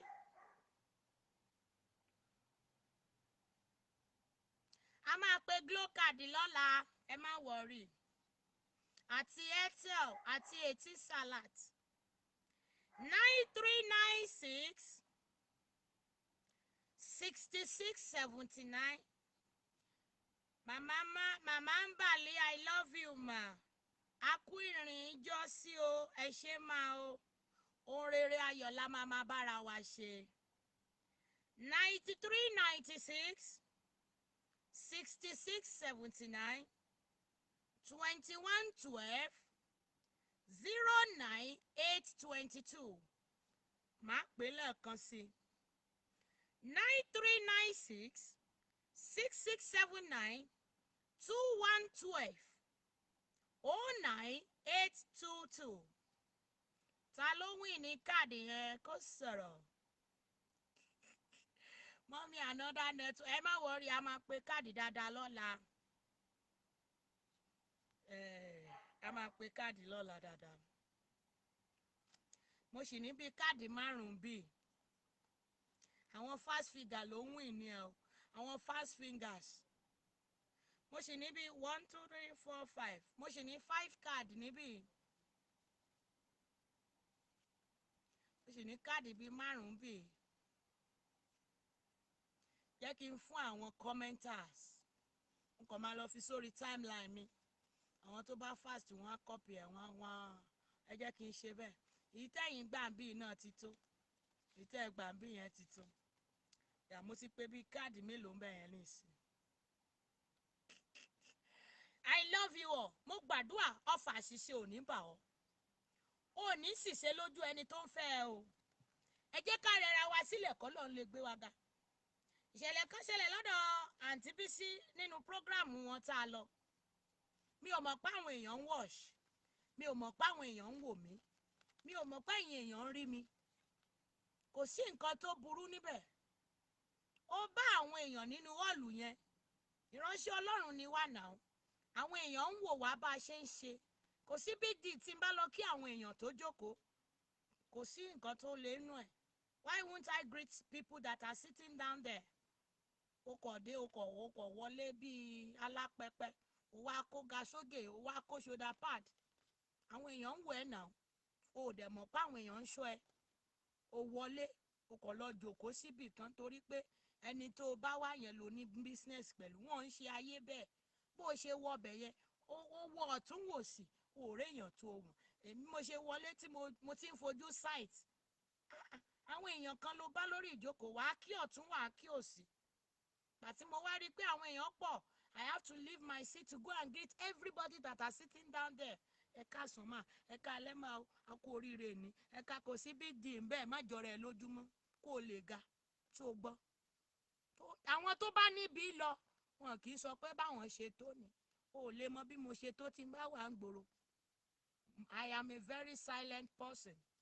So for me to come out, Olúwa ló rán mi wá. Kó o gbọ́ òtítọ́ ọ̀rọ̀, kó o dẹ̀ ṣèfẹ́ Ọlọ́run. Ọlọ́run ò fèké, kò dẹ̀ fẹ́rọ́. Ẹ̀yin Kristẹni, ẹ dìde fún Kristẹni ẹgbẹ́ yín. Ẹ̀yin olórin ẹ̀mí, ẹ dìde fún olórin ẹ̀mí ẹgbẹ́ yín. Nítorí pé kí ni? Gbogbo wa la máa jíyìn iṣẹ́ wa o. Wá gbọ́ o, Bíbélì sọ fún mi pé ẹni tó mọ rere tí kò ṣe, ẹ̀ṣẹ̀ ni o. À ń kọṣẹ́ ẹ lẹ̀. Now jẹ́ kí n kọrin yìí fún ẹ. Olúwa máa mú mi, máa fà mí fáwọn amúni. Ọmọ aráyé wọn lẹ́nu méjì, wọ́n á ní ṣe bá a wí fún kò gbọ́ ní. Ayé ò ní ta ẹ́ lọ́fà ẹnu. Mo wí nígbà kejì lórúkọ Jésù. Ayé ò ní ta ọ́ lọ́fà ẹnu. Ẹ jẹ́ ká ṣọ́ ẹnu wa. O ka Bíbélì rẹ ni. Lọ ka Bíbélì rẹ. Go and read your Bible. Oh my God, wọ́n ti gbé. Okay, I have my Bible here. Bá mi kọ ibi yìí sílẹ̀ kó o lọ kà á. Ìwé Jákọ́bù. Ìwọ náà ṣí Bíbélì ẹ níbi tó o wà yẹn. Tó o bá ń ka ọ̀rọ̀ Ọlọ́run, ò ní máa ṣi ọ̀rọ̀ sọ nígboro. Bẹ́ẹ̀ni, kó o kíyèsára. Ayé burú. Àwọn tí wọ́n sọ fún ẹ pàdé ẹ̀gún lónìí, wọ́n lè padà dẹ̀yìn lẹ́yìn ẹ lọ́la kán ládé ògún mọ́ torí àṣìsọ. Tó o bá ti ń ṣìsọ, tó o bá ti ń jókòó ní ìjókòó ọ̀tẹ̀ sí ọmọnìkejì, irú yín òǹgà ẹ̀kọ́ máa ń ṣe fashion lásán ni. Fashion ni irú yín máa ń ṣe. I see so many things, but I will keep quiet. Tó o bá ti fẹ́ràn kó o máa dìtẹ̀ ọmọnìkejì, mo ṣe bá sọ fẹ́yìn olórin ìyá kíyèsára. Àwọn kan ní ṣèbórin nìtọ̀nà ògo ń kọ tẹ́lẹ̀. Ńgbà wo ló di wòlíì? Ibẹ̀ ló jókòó sí. Ibi ó jókòó sí yẹn, ṣé o rí pé bẹ́ẹ̀ ló ṣì wà? O ò mọ ibi tí Ọlọ́run ti bẹ̀rẹ̀ pẹ̀lú mi náà. Ṣé o mọ bẹ́ẹ̀ ni? Ṣé o rí àrà tọ́lọ́run sì ń fayé mi dá? Ó máa ṣọ́ọ̀kì ẹ lọ́kọ́lẹ̀. O ò tí ì rí nǹkan kan. Kí ló wá rí nìsín? Ṣé o mọ ibi tọ́lọ́run ti bá mi bẹ̀rẹ̀? Ìbá jẹ́ pé mo dìtẹ̀ ọmọnìkejì mi nínú iṣẹ́ ìránṣẹ́ orin yìí. I am saying it to the limelight. Olódùmarè mọ́ lè gbé mi débi tí mo dé lónìí. Mommy twins. Mommy mi l'Amẹ́ríkà. I love you, mama. Mama Evangelist Ellen Akíngbólógbè. JP. Mommy, I love you. Mo máa ń wo teaching sí màmá yìí. Àwọn ẹ̀kọ́ tí màmá yìí máa ń ṣe. I always watch her silently. I'm one of your silent viewers. Mommy, I love you. Àwọn ìbejì mi ń kọ́ ọ, ẹ bá mi kí wọ́n mà. Mo sọ fún bàbá Ṣílò lọ́jọ́ kan. Àwọn bàbá kan wọ́n gorí òkè wá ní ọjọ́ òní. Mo ní dádì, tó bá jẹ́ pé mo dìtẹ̀ mọ́ àwọn tó ti ga tí mo bá rìnrìn àjò ni, Olódùmarè má lè yí ìtàn ayé mi padà lónìí. Tí n bá fẹ́, kò sí kéèyàn kan wá sọ̀rọ̀ ẹ níbi fún mi, mi ò ní gbọ́. Àfi tó o bá ṣe kinní yẹn sójú mi ni màá tó mọ̀ pé èèyàn burúkú ni ẹ́. Màá wá sá fún ẹ o. Màá sá fún ẹ. Ṣùgbọ́n mo máa lo ọpọlọ mi. Mo máa ṣe kíni? Màá lo ọpọlọ mi. Age is not a barrier. èmi náà kì í ṣe bébì àwa náà ti lé lọ́mọ 40 ọdún díẹ̀ sọ́hùn tá a gbọ́dọ̀ dárúkọ kò nídìí kó mọ èjì mi ó ṣe ẹ ń bá mi kà mo mọ̀ pé o mọ̀ pé mo ti lé lọ́mọ 40 ọdún ó lé 5 àbí mélòó kan mo mọ̀ pé o mọ̀ kò nídìí kó bá mi ka èjì mi ṣùgbọ́n rẹ̀rẹ̀ sílẹ̀ kọ́ ló ń lè gbé ẹ ga ibi tó wà lónìí ọlọ́run ló jẹ́ kó débẹ̀ in tó ń jẹ lọ́wọ́ yẹn ọlọ́run fẹ́ kó rí jẹ ni tá a bá rẹra wa sílẹ̀ ọlọ́run ò lè gbé wa lọ́bì kankan ó dùn mọ́ mi nínú pé tí mo ti ń retí láti ọdún tó pẹ́ ọlọ́run fún mi nínú ọ̀sẹ̀ tá a wà yìí tí ò bá sí ìrẹ̀lẹ̀ nínú ayé àwọn bàbá wa tá à ń tẹ̀lé yẹn ṣé ó yẹ kán máa wá irú àwọn ọmọ kéékèèké ìwà ni wọn ò ní wá wa nàún ṣé mo rórí gbé mo rọrùn gbé ni odidi general evangelist lórí òkè sílò mi ò gbé nǹkan kan fún wọn ẹ̀mí ìrẹ̀lẹ̀ tó wà nínú ayé wọn tí wọ́n rí lára wa pé à ń tẹ̀lé wọn òun náà wò láyé wa tí wọ́n fi rí wa bí ọmọ rẹ̀ tó bá jẹ́ pé àti jẹ́ kí la wa ó ga jù onírè lọ ni wọn ò ní rí wa ọmọ burúkú náà máa pè wá ṣé mo lè ṣàlàyé àwọn tó ti lọ bà mí jẹ́ lọ́dọ̀ ọba mi ni ṣùgbọ́n ọlọ́run ò kúrò láyé mi ó jẹ́ rẹ́rẹ́ ńlẹ̀ kọ́ lọ́n lè gbé ẹga kí ló ní ò tí ì ní nǹkan kan ẹni tọ́lọ́ ń fẹ́ dá lọ́lá 1 million tó rí 100,000 tó ń dunnú kí ló rí ẹ jẹ́ àrẹ́ra wa sílẹ̀ kò síbi tá a lọ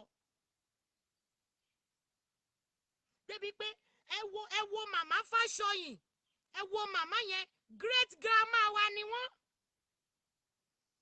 ẹ̀gbọ́n tí màmá Bọ́lá rẹ̀ sọ pé ìbá jẹ́ pé màmá yóò fóun láàyè láti kọrin lọ́dọ̀ bàbá Bíárà ní ọdún náà lọ́hùn tóun kọ́ bàbá kú iṣẹ́ ò bàbá pé irú ọjọ́ òní ta ló mọ̀ pé irú ọjọ́ òní máa wá sáyé màmá grandma Bọ́lá rẹ̀ wọ́n dẹ̀ kúnlẹ̀ wọ́n kí great grandma Fáṣọyìn. What type of humility is that? You don't look at your elders as they are elders. They are not your mate. You are too big to serve. Ó rẹra ẹ sílẹ̀ kí ló kó tí ì jẹ́ nǹkan kan. Ọlọ́run ló ń jẹ́ kéèyàn ó jẹ́ èèyàn. Àwọn èèyàn ń wo gbogbo bó ṣe ń ṣe, bó ṣe ń rìn, bó ṣe ń ṣe yẹn. Ọlọ́run ń wo gbogbo ẹ̀. Àwọn èèyàn dẹ̀ ń ṣọ́ ẹ. O ò mọ̀ ni. Níbo ló dé tó rẹra ẹ sílẹ̀? O máa dé program wọn ní pè ẹ́ wàá máa rí bí ẹni pógun ni. A lọ program kan wọn wàá pè mí wọn porúkọ mi kí ni karamọ́. Ó jẹ́ mọ̀ pé mi ò lọ fún èèyàn kankan lórúkọ mi lọ́nà àǹtí Bísí. Mo rọra jòkó mi èmi àtọkọ mi ni ó ti mọ̀. Èmi èé sọ mí ti orúkọ tí n bá lọ program. O lè rí mi ẹ̀yìn ni màá lọ jókòó sí kẹ́ni tó ṣe nǹkan tó rí mi pé mo dé ó máa pẹ́. Ó máa pẹ́. In tó yẹ ká máa rí lára àwọn olórí òótọ́ tó ń fi ọkàn kan tẹ̀lé ọ̀rọ̀ tó wà nínú Bíbélì yìí. Ẹ jẹ́ ká ṣọ́ra fún ọ̀rọ̀ ẹnu wa. Ọ̀rọ̀ ẹnu a máa gbéni ṣubú. Ọ̀rọ̀ ẹnu a máa jẹ́ ìràwọ̀ ẹni sílẹ̀. Ọ̀rọ̀ ẹnu a máa yàyàn ní wèrè. Kó ṣọ́ra ẹ jẹ́ sí ìwé Jákọ́bù. Ó má lọ rò pé mo wá bí wá búyàn ni èmi èé ṣe léèbú o. Iṣẹ́ t'Olúwa rán mi sí ọ ni mò ń jẹ́ lọ́wọ́ ìkó o gbọ́.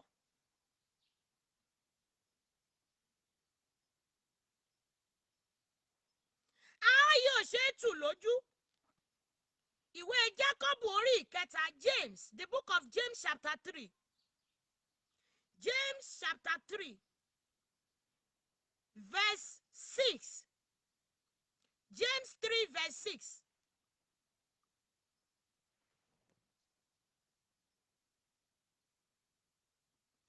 James 3 verse 6.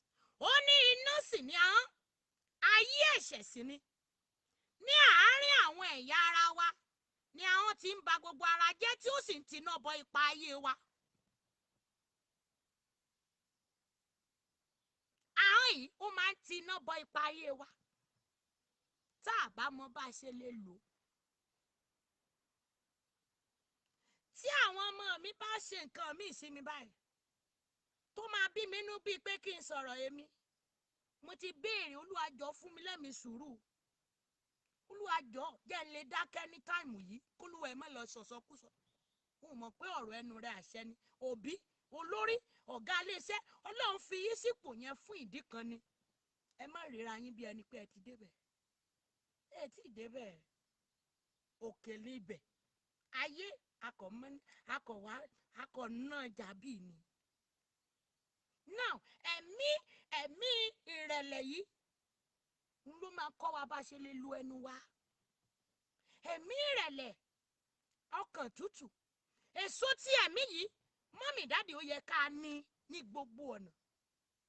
Ká jẹ́ olóòótọ́. Ká rẹra wa sílẹ̀.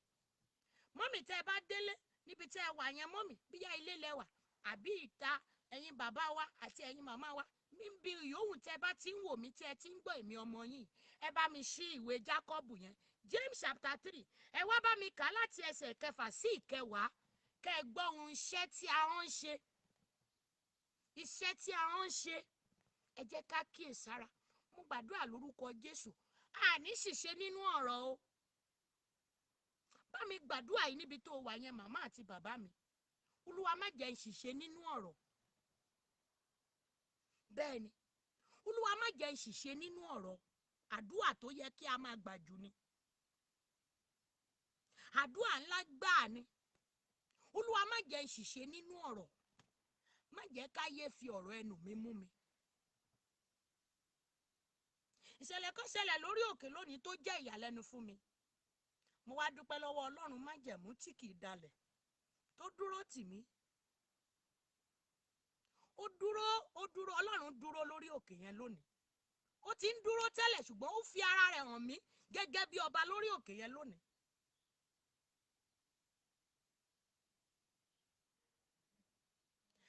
Mọ́mì dáàdì tí wọ́n bá rán èèyàn sí ọ pé kó wá jíṣẹ́ ibi fún ọ nínú oṣù tó wà yìí ó máa fi ṣe rẹ̀ pa ni. Ọjọ́ ẹ̀rí mi ń bọ̀ mi ò tí ì fẹ́ sọ nísìn máa sọ létà. Ìwọ ìránṣẹ́ Ọlọ́run tẹ́ ẹ gángọ̀bù ní tẹ́ ẹ sọra yín pọ̀ láti ṣe àtakò sí ìránṣẹ́ Ọlọ́run ẹgbẹ́ yín. Ẹ wá gbéṣẹ́ fún pé kó lọ jíṣẹ́ ibi fún ọmọnìkejì. Ẹ dẹ̀ sọ pé orí pẹpẹ lẹ wà. Pẹpẹ tẹ́ ẹ wà yẹn ti bàjẹ́. Orí pẹpẹ kọ́lẹ̀ pẹpẹ yín yẹn ti lànà. Èké ló kù tó wà ń bẹ̀ irọ́ àgàbàgebè ọ̀tẹ̀. Ẹ jẹ́ jáwọ́ nínú ọ̀tẹ̀ yín olórí ẹ̀mí ẹ yé ṣọ̀tẹ̀ mọ́ kẹ́ ẹ lè ga ní o. Ibi tó rò pé ó dé yẹn ò tí ì débẹ̀ o. Ọlọ́run ibi tọ́lọ́run mú ẹ lọ jì. Má ṣọ̀tẹ̀. Olórin ẹgbẹ́ orí tí ẹnìkan fẹ́ jábọ́ ò wá sá ò jáde pé kí ló dé kí ló ṣe fún ẹ. Ṣé bọ́lọ́run ṣe kọ́ wa rèé ṣé bó ṣe ní ká máa sọ lórí pẹpẹ là ń sọ yìí. Ẹ má ṣe bẹ́ẹ̀ mọ́mì kò dáa. Ó wá silent nítorí ẹ ti jọ wà lókè. Ọlọ́run á bí ẹ lọ́kọ́lẹ̀. Olúwa tó sì ló sọ bẹ́ẹ̀. Màmá sí ló wọ̀dù ẹ̀. Ọlọ́run á béèrè lọ́wọ́ ẹ̀ lọ́kọ́lẹ̀. Ẹ mọ òótọ́ ẹ̀ sòótọ́. Ibì kan náà ní Tope Alabi ti kọrin tó kọ yẹn tó sọ pé nìkan ẹ̀mí mímọ́ ní kò ń gbẹnu sọ̀hún. Ọlọ́run ò ń ṣonídùúró tòun. Ṣebí ṣọ́ọ̀ṣì kan ló ti kọ́. Ẹ ti jẹ́ dodo ẹ̀yin ìránṣẹ́ Ọlọ́run èké kan wà bẹ́ẹ̀ yẹn. Ẹ sòdodo mọ́. Tó bá jẹ́ pé kì í ṣe pé nítorí owó ni àwọn ìsọjí ìkówójọ tẹ́ ń gbé kalẹ̀ àbí ibi nítorí kẹ́lẹ̀ ìkówójọ náà lẹ́sẹ̀ pa àwọn olórin ńláńlá àwọn tó ṣẹ̀ ń bọ̀ yẹn wọn ò mórí kọ èké ni gbogbo yín Ọlọ́run á dẹ̀ dáríjì yín tẹ́ ẹ̀ bá tètè lọ yí padà kí iná ẹ̀san tó jòdè lé yín ó dà mo kú wí tèmi èmi sọ bólúwa ṣe ni mo sọ ni mo ń sọ yìí ìdá olójú méjì sì ré lọ́wọ́ mi ẹ jáwọ́ nínú èké ẹ sọ òtítọ́ ọ̀rọ̀ jáde ẹ má ṣèké mọ́ èké máa ń pa ìpè run ni àgàbàgebè máa ń gbé ìpè wọlẹ̀ ni irọ́ máa ń pa ìpè run ni ẹ béèrè lọ́wọ́ àwọn tó fi irọ́ pilẹ̀ ìpè wọn wọ́n padà dẹni àná ni. Okay, prophet yẹn ò support rẹ̀ okay that's good Thank you ma for letting me know. Because immediately ló yẹ kó question wọn pé sister Abisi kí ló dé sister Tolu sister Tope kí ló dé tẹ́ wá ṣàdúró ọ̀rọ̀ yẹn kí ló dé kí lọmọbìnrin yìí ṣe fún yín kí ló ṣe tó bẹ́ẹ̀ ẹ̀dẹ̀ dáríjì. Òtítọ́ ló ń gbórílẹ̀-èdè lékè àìsòótọ́ orílẹ̀-èdè lórílẹ̀-èdè yìí ló fi dorí kodòdò ní. Ẹ rí òtítọ́ ẹ̀ sọ jáde káyé má bàa ṣe pé mi ni mo sọ bẹ́ẹ̀ tó bá sọ pé wọ́n ló sọ bẹ́ẹ̀ sọ fẹ́ nù ẹni.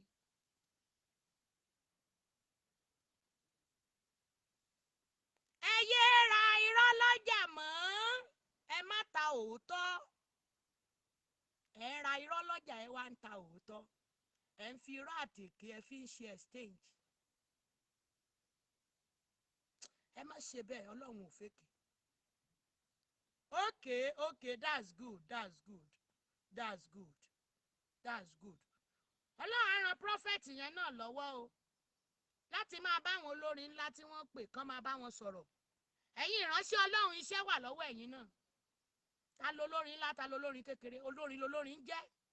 Má twist ẹ̀ járe.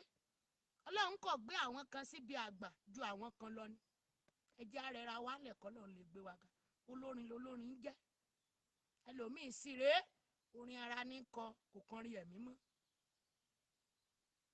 Olórin ẹ̀mí ẹ sòótọ́ ẹ yé ìṣèké mọ́ Ọlọ́run ò fèké ọ̀rọ̀ máa béèrè ńjọ́ kan. The prophet corrected her. Okay, that's good. God bless that prophet for correcting her. Ọ̀rọ̀ máa bí wá ṣe mọ̀ pé iṣẹ́ ọ̀rọ̀ là ń ṣe. Àfi tó bá jẹ́ pé inú ara nìwọ ti ń kọrin tiẹ̀ o.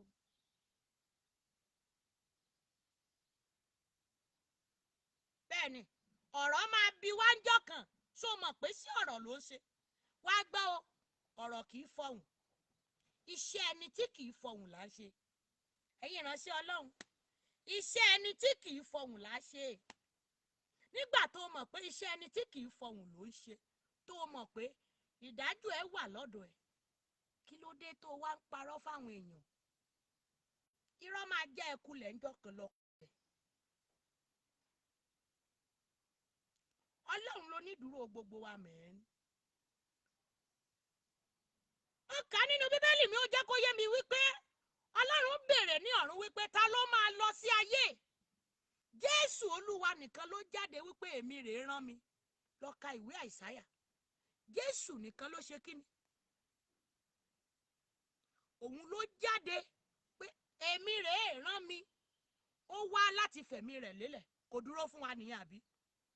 Ó wá láti kú fún ẹ̀ṣẹ̀ wa. Kò dúró fún wa.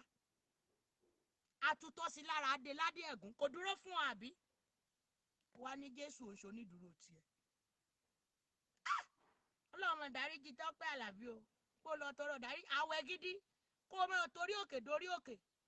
Ó lè jẹ́ kí bàbá rẹ̀ mí kó lọ kó ráyè bá ọsọ òtítọ́ ọ̀rọ̀ báyìí. Bàbá Àkàndé Ẹdẹ ẹ bá Tope Alabi sọ̀rọ̀ o. Kó jáwọ́ nú gbogbo rọ́ndọ̀rọ̀dọ̀ tí ń ṣe yẹn. Kó sòótọ́. Kó yé ṣèké mọ́. Kó dẹ̀ yé dìtẹ̀ ọmọnìkejì rẹ̀. Ọlọ́run ò fèké. Bàbá wa ni bàbá Àkàndé lẹ́dẹ. Ẹ pé Tope Alabi ọmọ yín ni kẹ́ ẹ bá sòótọ́ ọ̀rọ̀. Ẹ jẹ́ iṣẹ́ Olódùmarè tọ́lọ́run rán wa yìí lótìtọ́. Ẹ yé ṣèké mọ́. Èké a máa gbé ni ṣubú. Èké àti irọ́ a máa fàwé orúkọ ènìyàn ya nínú ìwé yìí torí ẹ̀ṣẹ̀ ní gbogbo rẹ̀. Àwọn iṣẹ́ tí ara ní. Wá lẹ́mìí mímọ́ ní ògbẹ́nu sọ̀hún. Ẹ̀mí mímọ́ kọ́ ló sọ bẹ́ẹ̀ irọ́ ló pa. Ẹ̀mí mímọ́ ò ń sọrú nǹkan bẹ́ẹ̀. Ẹ̀rù wá ń bà yín láti sọ òtítọ́ fún ayé. Ta ló wá ń jíṣẹ́ fún? Ta ló ń jíṣẹ́ fún? Sọ́lọ̀ ni. Irọ́ ló pa. Ọlọ́run kan ló ń jíṣẹ́ fún. Tẹ́rù bá ń bà ọ́ láti sọ òtítọ́ fún ayé. Ọlọ́run kan ló rán ọ. Iṣẹ́ tara ẹ ló sọ. Ẹ̀yin ìránṣẹ́ Ọlọ́run ẹ padà sójú ọ̀nà òtítọ́.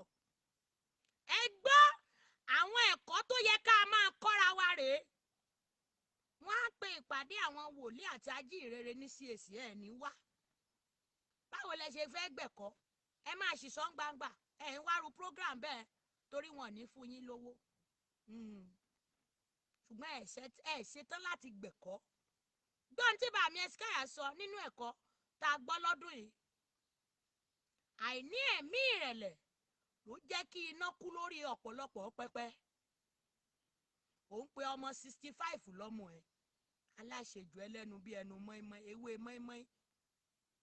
òun pe ọmọ 65 ní ọmọ ẹ̀, ọmọ ta ni? ó bàjẹ́, ìwà àbàjẹ́ náà ń pè bẹ́ẹ̀. òun pe ọmọ 55, ọmọ 50 ó lọ́mọ ẹ̀ ni. ńbo ló ti jọ́mọ ẹ̀? wọ́n ló bí. ẹ̀yin ìránṣẹ́ Ọlọ́run, kí ló dé? ńbo lẹ ti rí gbogbo rọ́ndọ̀rọ̀ndàn yìí? ṣé ẹ bá bẹ́ẹ̀ lọ́wọ́ Babalọ́lá tẹ́lẹ̀ ń tẹ̀lé ni? well, ẹni tó bá tẹ̀lé máa dìtámì irú iṣẹ́ ìránṣẹ́ tó wà lọ́wọ́ ẹ̀. mo dúpẹ́ lọ́wọ́ bàámi Ẹ̀sìkáyà, bàbá tiwa, bàbá Tolu Adelegan, bàbá Tóṣì, bàbá màmá Ṣílò, bàbá Ṣílò, bàbá tèmi, bàbá rere. àárín nǹkan rere kọ́ lára wọn bí ẹ̀mí ìrẹ̀lẹ̀. gbogbo ibi tó bá ti rí bá mi, wàá rí ìrẹ̀lẹ̀ tí wọn ò fowó rà, tí ì ṣe fẹ́fí asán, kì í ṣẹ̀mí ìrẹ̀lẹ̀ ojú lásán. rárá, ẹ jẹ́ kọ́gbọ́n lára ara wa, ẹ jẹ́ kẹ́kọ̀ọ́, ẹ wá òtítọ́ ọ̀rọ̀ Ọlọ́run, ẹ má jà ṣèké mọ́, Ọlọ́run ò fẹ́.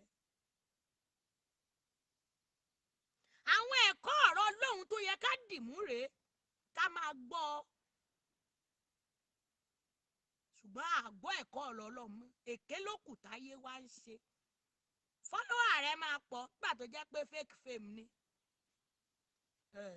when you build all this your building, when you build it on fake fame, you will later destroy yourself. You will destroy your integrity, because everything is built on fake fame. Sátánì máa ráyè wọlé á penetrate anytime ló máa yí ọ̀rọ̀ ẹnu ẹ̀ padà.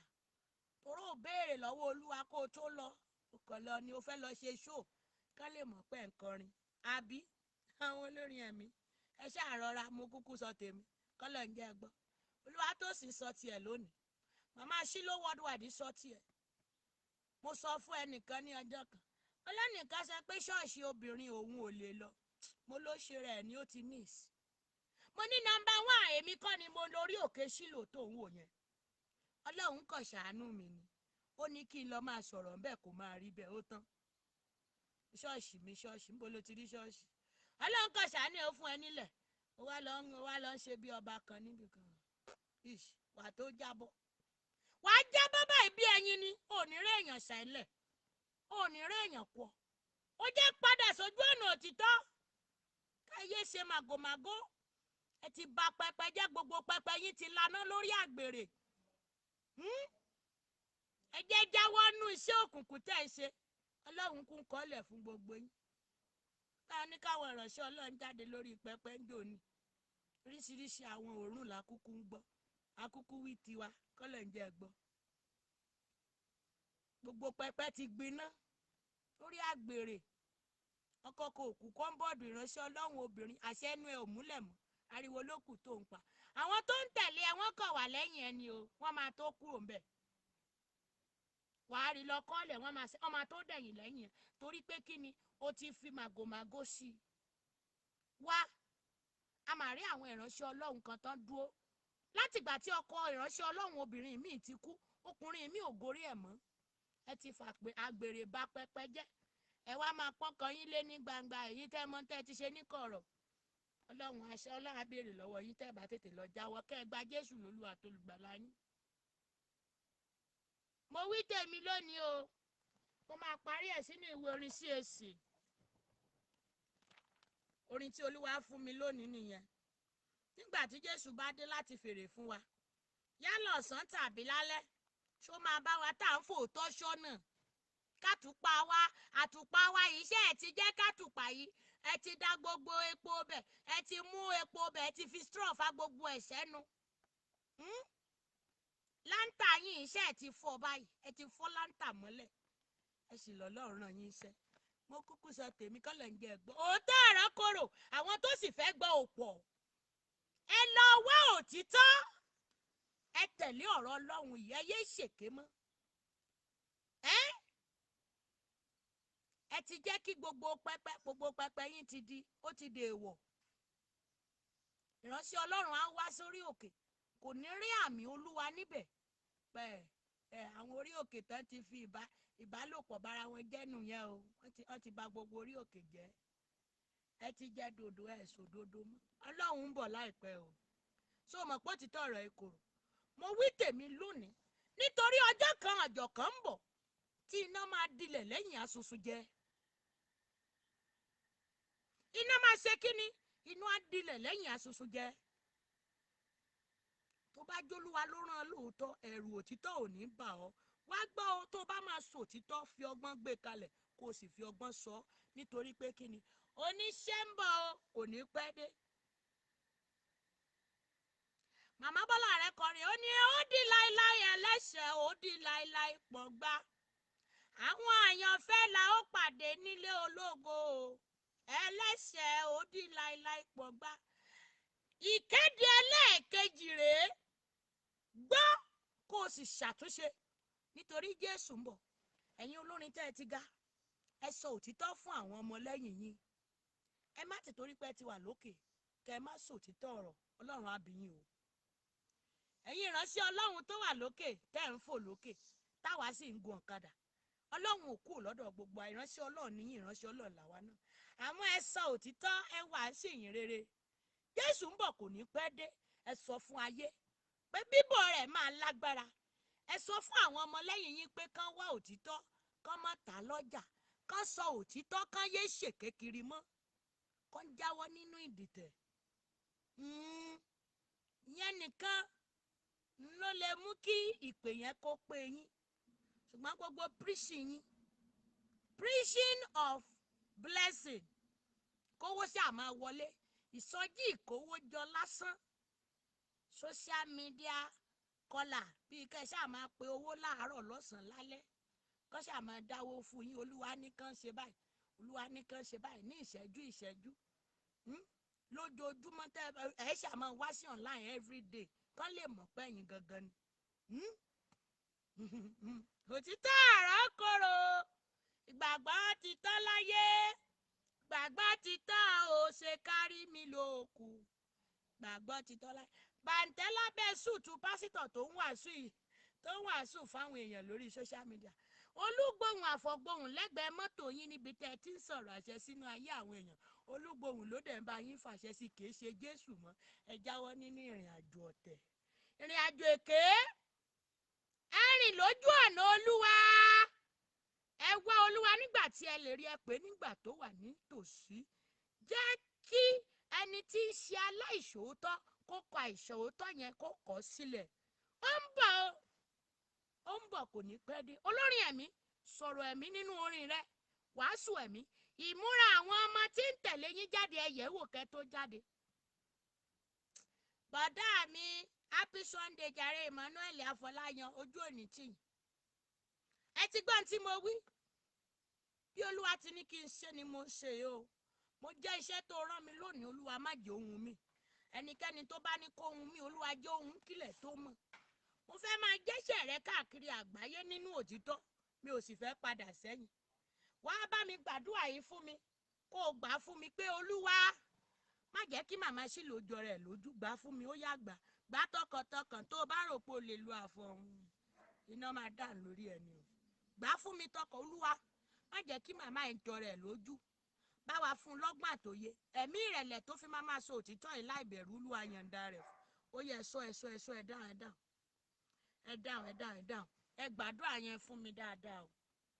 Olúwa jẹ́ ń délé, àdúrà tí mo fẹ́ kó máa gbà. Olúwa mú màmá sílò délé, mo fẹ́ délé o. Ó ní mo ṣe ń tún ilé mi ṣe láyé báyìí. Ó jẹ́ túnlé rẹ̀ ṣe láyé kó lórí ibi dé sí. Wọ́n kọrin lé ló lọ tààrà fún ẹ lọ́jọ́ kan o.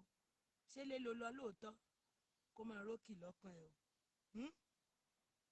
Ìránṣẹ́ kan náà ló kọrin yẹn. Ní kó máa rókì lọ́kàn rẹ, jẹ́ ọmọ rókì lọ́kàn rẹ. Mi ò rántí orúkọ rẹ̀, ń bá dárúkọ ẹ̀. Ó dà pé Mary Omiṣadé ní Oǹdó ló kọ. Ní jẹ́ kó máa rókì lọ́kàn rẹ, jẹ́ kó rókì lọ́kàn ẹ. Ṣàtúnṣe o. ó yẹ ìgbàdúrà fún mi. Olúwa, ọgbọ́n ìmọ̀ye yọ̀ǹda rẹ̀ fún ọmọ kékeré tó sọ̀rọ̀ tán yìí. Olúwa, ẹ̀mí gígùn àti àlàáfíà yọ̀ǹda rẹ̀ fún ọmọbìnrin yìí, ọmọ kékeré tó sọ̀rọ̀ tán yìí. Olúwa, ọmọ kékeré rándú tó dé fìlà white tó já wáwọn àlọ́ọ̀kan yìí. Olúwa, jẹ́ orílẹ̀-èdè sí. Olúwa, jẹ́ ẹrọ̀rùn wọ̀ mi ò fẹ́ mí sí ẹ̀. Ẹ̀mí ìjọra ẹni lójú má jò wọnú mi, ẹ̀mí ìrẹ̀lẹ̀ ni mo fẹ́ lódidi. Lẹ́kùnrẹ́rẹ́, táǹkà Olúwa yọ̀ǹda rẹ̀. Dá ẹ̀mí ìrẹ̀lẹ̀ sínú mi. Àti sòtítọ́ má jò bà mí lẹ́rù. Olúwa yọ̀ǹda òtítọ́ fún mi. Òtítọ́ ìjìnlẹ̀ ọ̀rọ̀ Ọlọ́run. Olúwa yọ̀ǹda rẹ̀ fún mi. Lórúkọ Jésù Kristi, Olúwa wa. Kí Olúwa wa Jésù Kristi kó máa bá gbogbo wa gbé. Ó tún dìgbà kan náà tẹ̀mí àti yín máa ń ra lórí Tangoran yìí. Àlàáfíà fún wa o. God bless you all. Thank you.